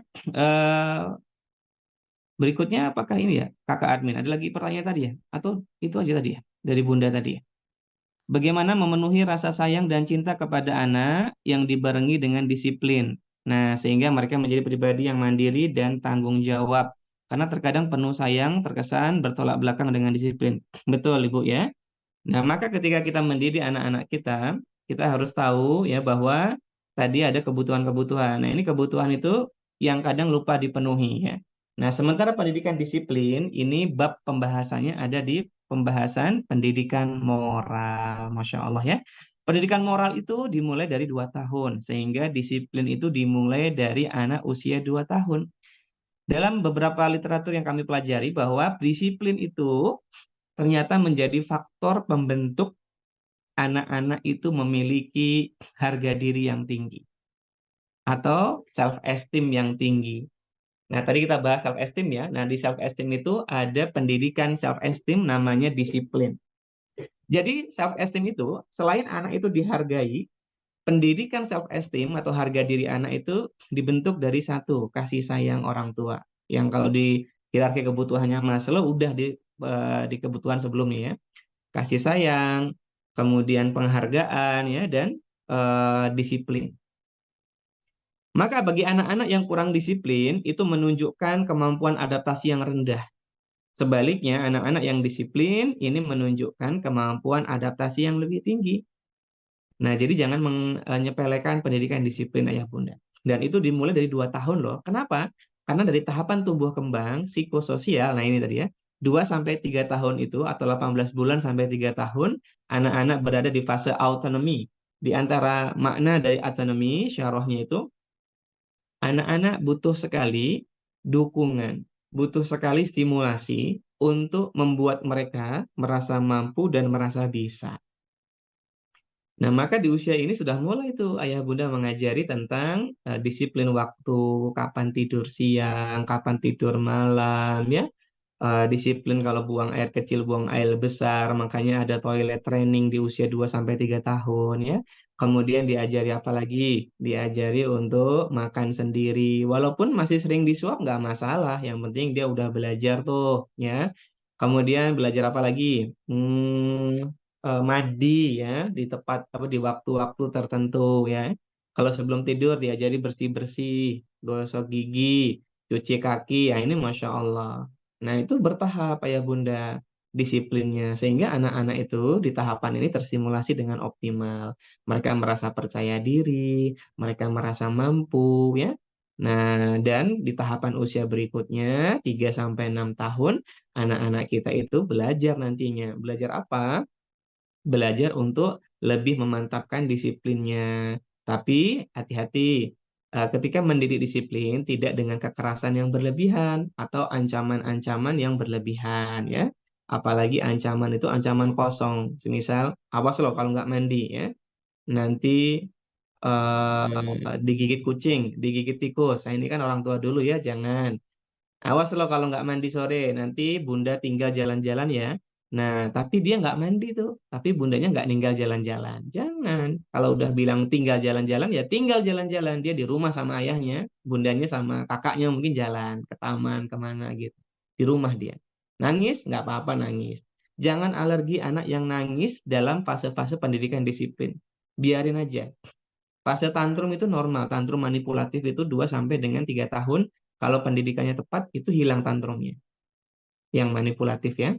Karena tantrum itu ada yang manipulatif, ada yang tantrum frustasi. Tantrum frustasi itu umumnya 0 sampai dengan 18 bulan. Dan tantrum manipulatif itu dari 2 tahun sampai dengan besar. Sampai besar ada tantrum itu ya. Tadi yang bakar rumah itu tantrum.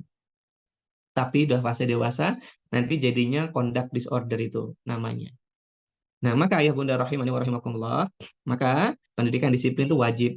Dan dalam Islam, kita juga dididik untuk bagaimana menanamkan adab. Tadi kata Ali bin Abi Thalib, adibuhum, didik mereka dengan adab. Mendidik adab itu tidak sepele, tidak bermudah-mudahan. Mendidik adab itu tegas, tapi tidak keras. Ya, tegas tuh gimana? Ayo, kalau makan pakai tangan kanan. Nah, diingatkan terus. Kalau dia masih ngeyel tangan kiri, ayo pindah tangan kanan.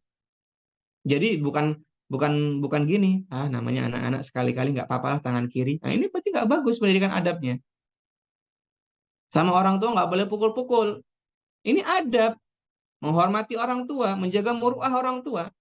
Tapi namanya anak-anak wajar lah mukul-mukul boleh. Nggak boleh. Kalau itu dibiarkan sampai besar. Makanya ada. Kami dulu ketika di Poli Tumbuh Kembang, praktek itu, sering menjumpai ibu itu dipukulin anak-anaknya. Anaknya udah SMP itu mukulin ibunya di depan meja praktek kami. Ya. Karena nggak pernah ibunya tegas dalam hal ini. Jadi pendidikan adab itu tegas. Bukan bermudah-mudahan. Itulah pendidikan disiplin dalam Islam. Nah maka ayah bunda, ayo didik disiplin dari kecil. Atur waktunya, kalau dalam kesehatan ya, ilmu-ilmu kesehatan ya, ini para ayah bunda yang di tenaga kesehatan ya, di nakes, tahu banget nih ya, bagaimana membentuk ritme tubuh kita ya. Nah, sirkadian itu ya, Masya Allah. Ini penting, pendidikan disiplin. Jadi monggo ayah bunda ya. Kadang anak-anak tuh disiplin, yang nggak disiplin orang tuanya. Karena nggak konsisten ya. Karena nggak sabar mungkin, wallahu ta'ala alam. Tapi intinya konsisten itu bukan berarti orang tua sempurna ya. Tapi orang tua itu kadang ada kesalahannya, kekurangannya. Nah disinilah orang tua itu berusaha untuk inline, berusaha untuk kembali ke jalurnya. Nah, maka itu ayah bunda untuk disiplin harus. Dan ini bagian terpenting dalam pendidikan harga diri anak. Sehingga anak lebih percaya diri. Kami pernah atau sering bahkan ya menangani kasus anak selektif mutism. Dia nggak mau ngomong kalau di sekolah. Tapi di rumah dia tuh aktif luar biasa. Kenapa? Di antara penyebabnya karena orang rumah nggak disiplin. Nah, anak nggak terbiasa dengan disiplin, dia terbiasa dengan pengasuhan permisif, nggak ada aturan. Ketika masuk sekolah, ada aturan, harus belajar disiplin. Lama-lama dia stres, dia susah beradaptasi. Itu ciri anak yang nggak disiplin pasti susah beradaptasi. Nah, akhirnya apa? Kemungkinan pertama dia agresif. Makanya ada anak yang agresif kalau diasuh dengan pola pengasuhan permisif. Di sekolah agresif. Atau yang kedua, dia jadi selektif mutism. Dia jadi apa? Jadi pendiam, nggak mau ngomong sama sekali. Nah, itu ciri-ciri stres fase anak. Jadi, stres fase anak itu ditandai dengan perilaku seperti itu. Nah, maka ayah bunda, disiplin itu penting. Ini kemampuan dasar adaptasi anak-anak kita. Barakallahu fikum. Baik, kita jawab lagi berarti ya. Ada yang angkat tangan, Kak Yogi. Oh, silakan, silakan. Masya Allah. Untuk Haifa, Hmm. dipersilakan untuk unmute. Untuk Bunda Haifa ya. Assalamualaikum. Waalaikumsalam warahmatullahi wabarakatuh. Silakan Bu. Alhamdulillah kesempatannya. Kak Yogi, yang akan saya tanyakan adalah Bagaimana cara membiasakan anak dengan ketidakkonsistenan aturan antara di rumah dengan di luar? Ini Mm-mm. sangat challenging sekali untuk saya. Umpama, contoh simpelnya aja ya. Saya membiasakan anak supaya kamu berkata jujur, tidak bohong. Tidak boleh bohong ya. Nah, pada saat dia sama neneknya, mungkin lingkungannya, mungkin bohong-bohong kecil untuk anak kan tuh biasa ya kadang-kadang ya di beberapa Benar keluarga kan banget. maksudnya untuk calming down atau gimana. Nah itu gimana? Karena kan anak saya kebetulan yang pertama umur 7 tahun, yang kedua 4 tahun, dan yang ketiganya 2 tahun. Mungkin beda-beda apa namanya? Beda yang harus distimulasi ya. Cuman saya fokusnya ke anak yang umur 7 dan 4 tahun ini, Kak. Iya. Aturan ketidaksesuaian aturan yang udah kita tanam ini, perasaan nih nanamnya udah sampai mengakar banget nih, tapi dengan mudahnya setelah namanya juga pergaulan, kita juga nggak bisa protek anak kita terus-terusan harus perfect ya, nanti dia nggak ada fighting spirit, dan juga kan pasti kontak dengan dunia nantinya, seperti itu Kak. Jazakallah khair. Wa jazakumullah khairan. Terima kasih Bunda yang bertanya. Ya, Bunda Haifa. Ya, tadi menarik sekali ya. Protective, overprotective. Betul, Bu. Ya, banyak hari ini pasien yang mengantri untuk pemeriksaan psikologis itu karena masalahnya adalah orang tua overprotective. Jadi overprotective tuh nggak bikin anak berkembang inisiatifnya, motivasinya ya. Tadi fighting spirit ya. Jadi itu ada motivasi ya, inisiatif, daya juang mereka, problem solvingnya nggak berkembang. Makanya pentingnya figur ayah. Kenapa? Dalam figur ayah, figur maskulin itu ada fighting spirit. Kalau ngajarin anak itu sampai batas maksimal. Ibu itu protektif. Rata-rata ibu tuh protektif. Makanya kalau ayahnya nggak terlibat pengasuhan, biasanya anaknya jadi overprotective juga, gitu ya. Tapi kalau ada ibu-ibu yang sadar, ini ayahnya nggak terlibat nih. Berarti aku harus ada fighting spiritnya. Nah ini bagus. Ya. Tapi kalau ayahnya terlibat ya bagus. Ya. Jadi ayah itu memang karakteristik maskulin itu lebih ke ini memacu anak itu sampai batas maksimal. Tapi ada juga sebagian kecil para ayah itu yang overprotective ya, karena takutnya berlebihan. Ada. Baik. Nah, lalu bagaimana dengan anak-anak ini yang beda pengasuhan? Ya, intinya kami garis bawahi di sini, ayah bunda juga bisa garis bawahi sama-sama. Pola pengasuhan yang berbeda mesti berdampak pada emosi anak, mesti berdampak pada regulasi atau sistem regulasi anak. Ini no debate. Karena semua penelitian begitu, kami dulu di RSJ juga banyak belajar begitu dari senior-senior kami ya, ataupun dari guru-guru kami dari psikiatri juga ya, sama. Jadi masalah anak itu terbesar yang jarang disadari orang tua karena inkonsistensi. Nah, namun bukan berarti kemudian lingkungan tuh harus dikondisikan semuanya. Artinya semuanya kontrol, nggak bisa.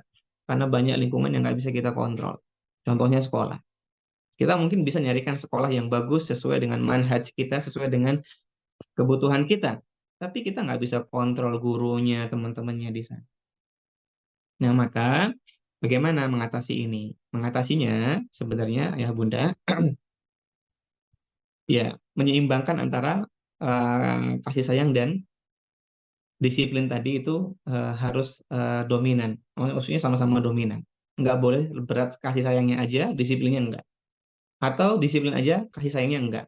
Ini bagaikan dua sayap yang bisa menerbangkan burung. Kalau berat salah satunya nggak bisa terbang burungnya. Makanya kasih sayang dan disiplin itu harus sama porsinya. Karena ini anak-anak, bukan orang dewasa. Anak-anak itu dia secara moral, perkembangan moralnya, moral judgment mereka itu belum bisa sepenuhnya membedakan baik buruk benar salah. Mereka itu hanya belajar dari, ini kalau dari 0 sampai 6 tahun di tahapan perkembangan psikososial, mereka baru belajar kognitif juga ya, dua fase itu, dua jenis perkembangan itu. Anak-anak belajar modeling, dia nyontoh. Apa yang dia lihat, itu yang dia lakukan. Yang kedua, dia belajar dari konsekuensi. Konsekuensi apa yang dia terima. Kalau perilaku itu dilakukan lalu dapat konsekuensi baik, dipuji dan sebagainya, dikasih hadiah, maka dia akan menganggap hal itu baik. Sebaliknya, jika perilaku itu dikasih konsekuensi negatif, dihukum misalnya, maka itu jadi buruk perilakunya dan berhenti. Dia nggak akan ngelakuin lagi. Nah, itu anak-anak belajar dari dua itu, belum bisa mikirnya panjang. Tapi bukan berarti nggak boleh dikasih pengertian hal yang baik buruk, justru harus. Karena ini dasar-dasar pembentukan super ego kalau dari sisi perkembangan psikoanalisa. Jadi anak-anak belajar super ego, membentuk konsep dasar moral. Nah, tapi itu belum bisa aktif sekarang. Yang mereka aktifasi adalah perilaku. Dari apa yang dia lihat, apa yang dia rasakan dengan indranya, lalu dari apa yang diberikan konsekuensi lingkungannya. Nah, ini penyebab kenapa sih anak-anak kalau dia dapat perlakuan yang nggak konsisten, emosinya bermasalah. Itu dasar dinamikanya. Kenapa? Dia mengalami confuse sistem indranya, ya, confuse cara berpikirnya dan perasaannya. Jadi di kondisi yang dasar-dasar tadi itu dia jadi bingung, bayangkan. Dasar aja bingung kan gitu ya. Jadi emosional, muncul frustrasi. Nah, ini alasan kenapa pengasuhan yang inkonsisten itu membuat anak-anak itu jadi emosinya bermasalah. Bahkan dari hasil penelitian dan fakta di lapangan di rumah sakit jiwa lah, ya, banyak orang itu mengalami gangguan emosional ambivalen. Ambivalen itu gimana? Mirip dengan intermittent explosive, mirip dengan bipolar, meledak-ledak emosinya nggak karuan, mood swingnya nggak karuan, ekstrim banget. Dan latar belakang keluarganya inkonsisten. Maka ayah bunda rahimani wa rahimakumullah, gimana mengatasinya? Caranya adalah satu, tadi ya, seimbangkan disiplin dan kasih sayang. Yang kalau udah seimbang, ayah bunda udah mengukur ini sama-sama seimbang, bagus, Masya Allah. Dilanjutkan. Yang kedua, ketika lingkungan itu benar-benar inkonsisten, maka langkah paling awal adalah memberikan sounding. Sounding yang terus ya diberikan. Sehingga dia memahami kenapa sih ayah bundanya beda prinsip sama neneknya, itu disonding. Oh, nenek itu begini, nak. Itu diberikan penjelasan. Walaupun mereka belum paham total, tapi mereka setidaknya sudah punya barrier, sudah punya benteng kecil-kecilan untuk memahami kondisi itu. Kenapa sih kalau bunda nggak boleh sama sekali, tapi nenek boleh? Jadi bukan berarti kita fokus ke bohongnya yang nggak boleh aja, tapi kita berikan sounding, kenapa sih orang di luar sana kayak gitu? Biar anak nggak confused berlebihan. Ya, biar dia bisa apa istilahnya dengan pemahaman sederhananya itu memahami apa sih alasannya kayak kok beda gitu. Yang ketiga, yang ketiga adalah ketika kita hendak menghukum anak karena kebohongan yang tadi gak konsisten, nah caranya adalah kita sebagai orang tua tidak langsung menghukum mereka atas kebohongannya atau langsung marah karena ada beda pengasuhan, ya. Sehingga yang harus kita lakukan adalah mendudukkan anak, ya, kemudian menjelaskan bahwa perbedaan ini itu yang benar itu adalah jujur. Kebohongan sekecil apapun nggak bagus. Jadi mohon maaf, konsekuensinya kita sepakati ya kalau nggak jujur. Disepakati. Apa konsekuensinya? Hukumannya. Nah begitu. Jadi jangan langsung dihukum. Kebanyakan orang tua kan gitu ya. Jadi nggak boleh nonton TV. Nah di rumah nggak boleh. Pas ke rumah neneknya nonton TV. Langsung dihukum. Udah nggak dapat uang jajan. Kan bingung. Ini masalah. Ya, jadi yang pertama tadi menyeimbangkan kasih sayang dan disiplin. Yang kedua mensonding kenapa ada perbedaan. Yang ketiga kalau memberikan konsekuensi itu ya tetap harus konsekuensi biar berhenti perilakunya. Nah itu disepakati dipahamkan ke anak-anak. Nah kemudian yang keempat ya bagaimana caranya ketika ini terjadi maka bertahap pelan-pelan menyampaikan ke kakek dan neneknya dengan adab yang baik. Karena memang ya misalnya harus dikurangi perkataan-perkataan yang nggak benar itu gitu ya, misalnya nggak jujur itu gitu ya. Nah, itu harus dikurangi. Nggak apa-apa disampaikan pelan-pelan. Insya Allah mereka pun manusia sama seperti kita, hatinya sama, apalagi mereka orang tua kita. Ya doakan mereka sehingga itu bisa berkurang insya Allah. Nah dan yang kelima kalau memang itu agak sulit meminimalisir interaksinya. Meminimalisir interaksinya, yaitu dengan membatasi waktu. Kemudian di rumah kita, apa istilahnya, brainwash lagi gitu ya, ketika pulang ke rumah. Baik ya, semoga Allah mudahkan. Barakallahu fikum. Profit barakallah Ustaz. Ini waktunya kan sudah tinggal sedikit, ada beberapa pertanyaan yang kami kira bisa agak disambungkan. Izin saya menyambungkan pertanyaannya. Jadi memang beberapa pertanyaan itu mengarah kepada bagaimana kita bisa tetap memotivasi anak-anak untuk disiplin, misalnya dengan aturan-aturan. Tapi misalnya si kakak kurang dalam mematuhi, sementara adik-adiknya sudah. Bagaimana cara memotivasinya dan apakah dibolehkan apabila kita menggunakan teman atau kakak kelas yang kita tahu adabnya sangat baik untuk memotivasi anak kita agar meniru atau memilih teman yang seperti itu sehingga lingkungannya pun menjadi lebih baik. Seperti itu. Iya, baik ya. Ya mungkin ini pendidikan disiplin ya. Yang pertama orang tua memang untuk usia-usia awal anak-anak kita. Ini mohon maaf agak gelap ya karena pemadaman listrik ya, qadarullah. Yang pertama anak-anak itu ayah bunda hadiah anak-anak usia dasar, terutama yang di bawah 6 tahun atau mungkin 0 sampai 12 tahun lah. 6 sampai 12 tuh 6 sampai 12 itu udah mulai menggunakan akalnya banyak. Tapi kalau di bawah 6 tahun dia memang masih di taraf tadi ya, modeling dan konsekuensi. Nah, maka ketika anak-anak di bawah 12 tahun, ini kita nggak bisa jauh-jauh dari modeling dan konsekuensi. Makanya qudwah hasanah ya. Contoh yang baik dari orang tua itu penting banget. Nah, kadang kalau kita membanding-bandingkan anak tuh hati-hati. Kita sering bandingkan. Itu nak, lihat loh Musa, umur 5 tahun sudah hafal juz 30 juz gitu ya. Kamu ini nggak selesai-selesai juz 30. Ini hati-hati ya. Kalau kita mau bandingkan. Apalagi yang dibandingkan anak umur 6 tahun sampai 12 tahun udah pakai akal. Dia bisa balik itu. Iya, Bi. Ya. Abinya Musa juga hafal 30 juz. Abi gimana? Mateng kan kita digituin. Kalau dibalikin gitu ya.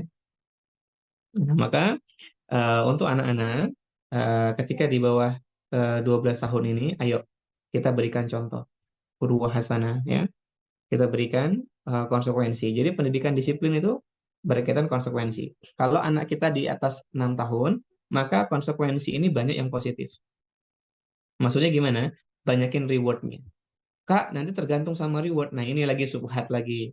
Ya, subhat itu pemahaman-pemahaman yang kadang bikin kita tuh salah memahami. Jadi memberi hadiah itu bukan hal yang salah. Itulah kenapa dalam Islam ada tahadau tahabu. Ya, memberi hadiah itu bisa saling mencintai. Ya. Dan reward dalam teori perkembangan perilaku itu bukan hadiah aja sebenarnya. Hadiah fisik gitu ya, tapi bisa pujian, bisa doa seperti Nabi tadi ya, diajak main, temenin main, diajak jalan-jalan, itu reward. Tapi kita itu suka naif. Berlebihan naifnya. Kita yang orang tua aja. Rela kerja siang malam itu demi reward kan? Digaji kan? Kalau kerja bakti mau nggak? Kita mau hitung-hitungan nih masalah take and give. Anak jadi take and give, jadi tergantung, jadi nggak ikhlas. Coba kita aja deh. Kita kerja siang malam, mau nggak kalau itu kerja bakti? Atau jangan yang sifatnya kerja. Coba aja kita bikin, kita jadi panitia IO. Bahkan panitia kajian deh. Emang seberapa tahan kita betah? Kalau dalam panitia kajian itu kita nggak dapat apa-apa. Yang sifatnya fisik. Mungkin ada yang betah, tapi ada yang enggak.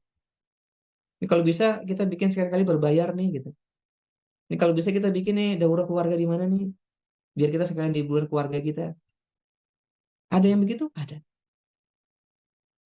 Jadi ya manusia wajar, fitrah. Ketika dia mengharapkan kebaikan yang konkret, yang nyata dari apa yang dia kerjakan. Apalagi anak-anak. Dan Allah paling tahu fitrah ini. Itulah kenapa kita itu kalau sholat, itu dikasih ganjaran pahala yang besar. Ini ibadah yang utama. Pahalanya besar banget, Masya Allah. Dan kalau kita nggak sholat, diancam dengan dosa yang besar. Tapi lihat, kalau kita mau hitung-hitungan, harusnya kan kita tanpa pahala, tanpa dosa, tanpa ancaman, tanpa harapan, kita harusnya sholat. Kenapa? Karena sholat itu kewajiban kita. Itu konsekuensi dari kalimat la ilaha illallah. Ya, kita mau menyembahnya kepada Allah. Ya, itu kebutuhan kita. Itu bentuk rasa syukur kita. Harusnya tanpa embel-embel tadi sholat.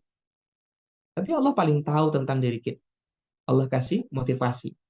Allah kasih ancaman.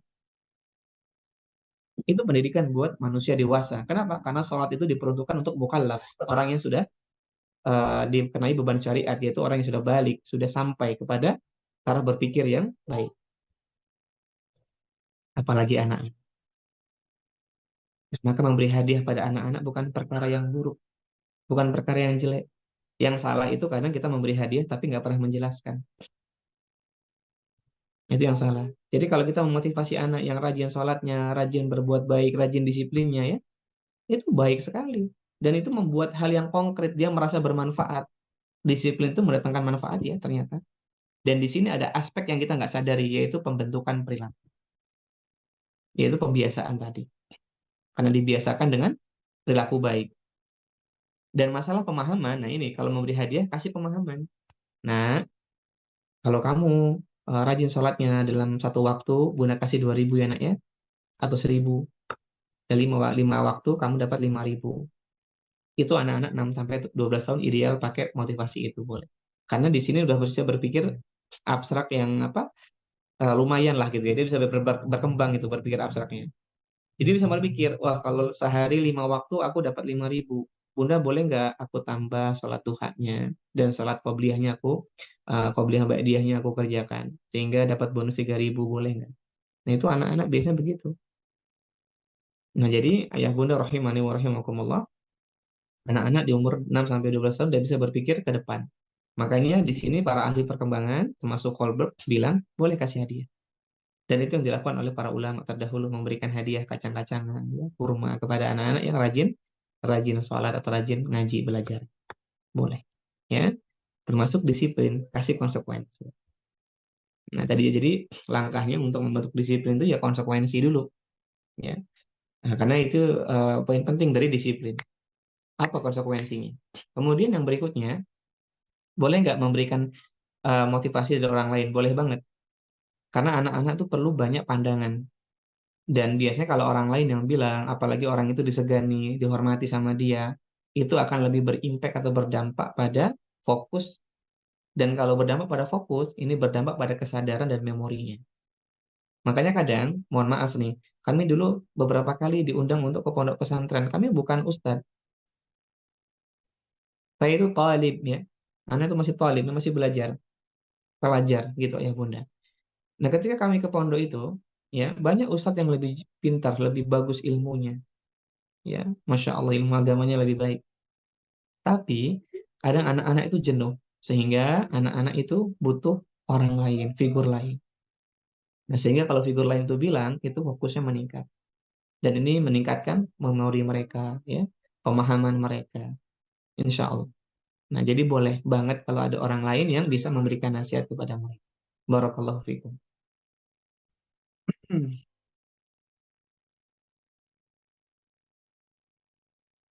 Alhamdulillah, Taufik barakallah. Kayak gitu. Berarti Iya, dari tadi penjelasannya untuk usia di bawah 0 sampai 6 tahun atau 0 sampai 5 tahun adalah kita sebagai orang tua untuk mencontohkan hal-hal yang baik dan disiplin itu seperti apa.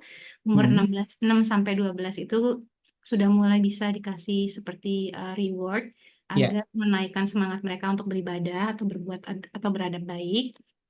Dan Dan punishment kalau dia melanggar. oh, betul, dan punishment, dan Iya, diperbolehkan untuk kita mengambil figur yang baik menurut anak kita baik untuk dijadikan motivasi anak kita berbuat lebih baik, mengikuti beliau seperti itu ya. boleh, nggak apa-apa. Mengambil figur, mengambil contoh itu penting. Dan yang tadi digarisbawahi 0 sampai 6 tahun itu meskipun dengan contoh, tadi ada bahasa modeling, terus kemudian ada bahasa konsekuensi. Nah, konsekuensi itu sebenarnya reward and punishment. Cuman kalau untuk usia di bawah 6 tahun itu lebih banyak punishment. Karena logikanya mereka di usia itu belum banyak memahami hal-hal itu baik buruk sehingga cenderung mengikuti dorongan atau impulsnya. Maka sering salah mereka. Nah, sering diingatkan, tapi kalau berulang kesalahannya dikasih punishment. Dan punishmentnya bukan yang berat ya. Punishment yang menarik kenikmatan aja. Misalnya nggak dikasih kue, nggak diajak jalan-jalan ya, nggak ditemenin main ya, dan di time out itu boleh. Gitu. Jadi anak di bawah 6 tahun udah boleh dihukum. Terutama dari usia berapa? Tadi, dari usia 3 tahun sampai 6 tahun. itu boleh dikasih hukuman punishment ya, bahkan dari 2 tahun nggak boleh. Cuman tadi hukumannya yang memang bukan mendatangkan keburukan tapi menarik kenikmatan mereka. Baik, itu mungkin yang bisa dijelaskan mengenai disiplin. Barakallahu fikum.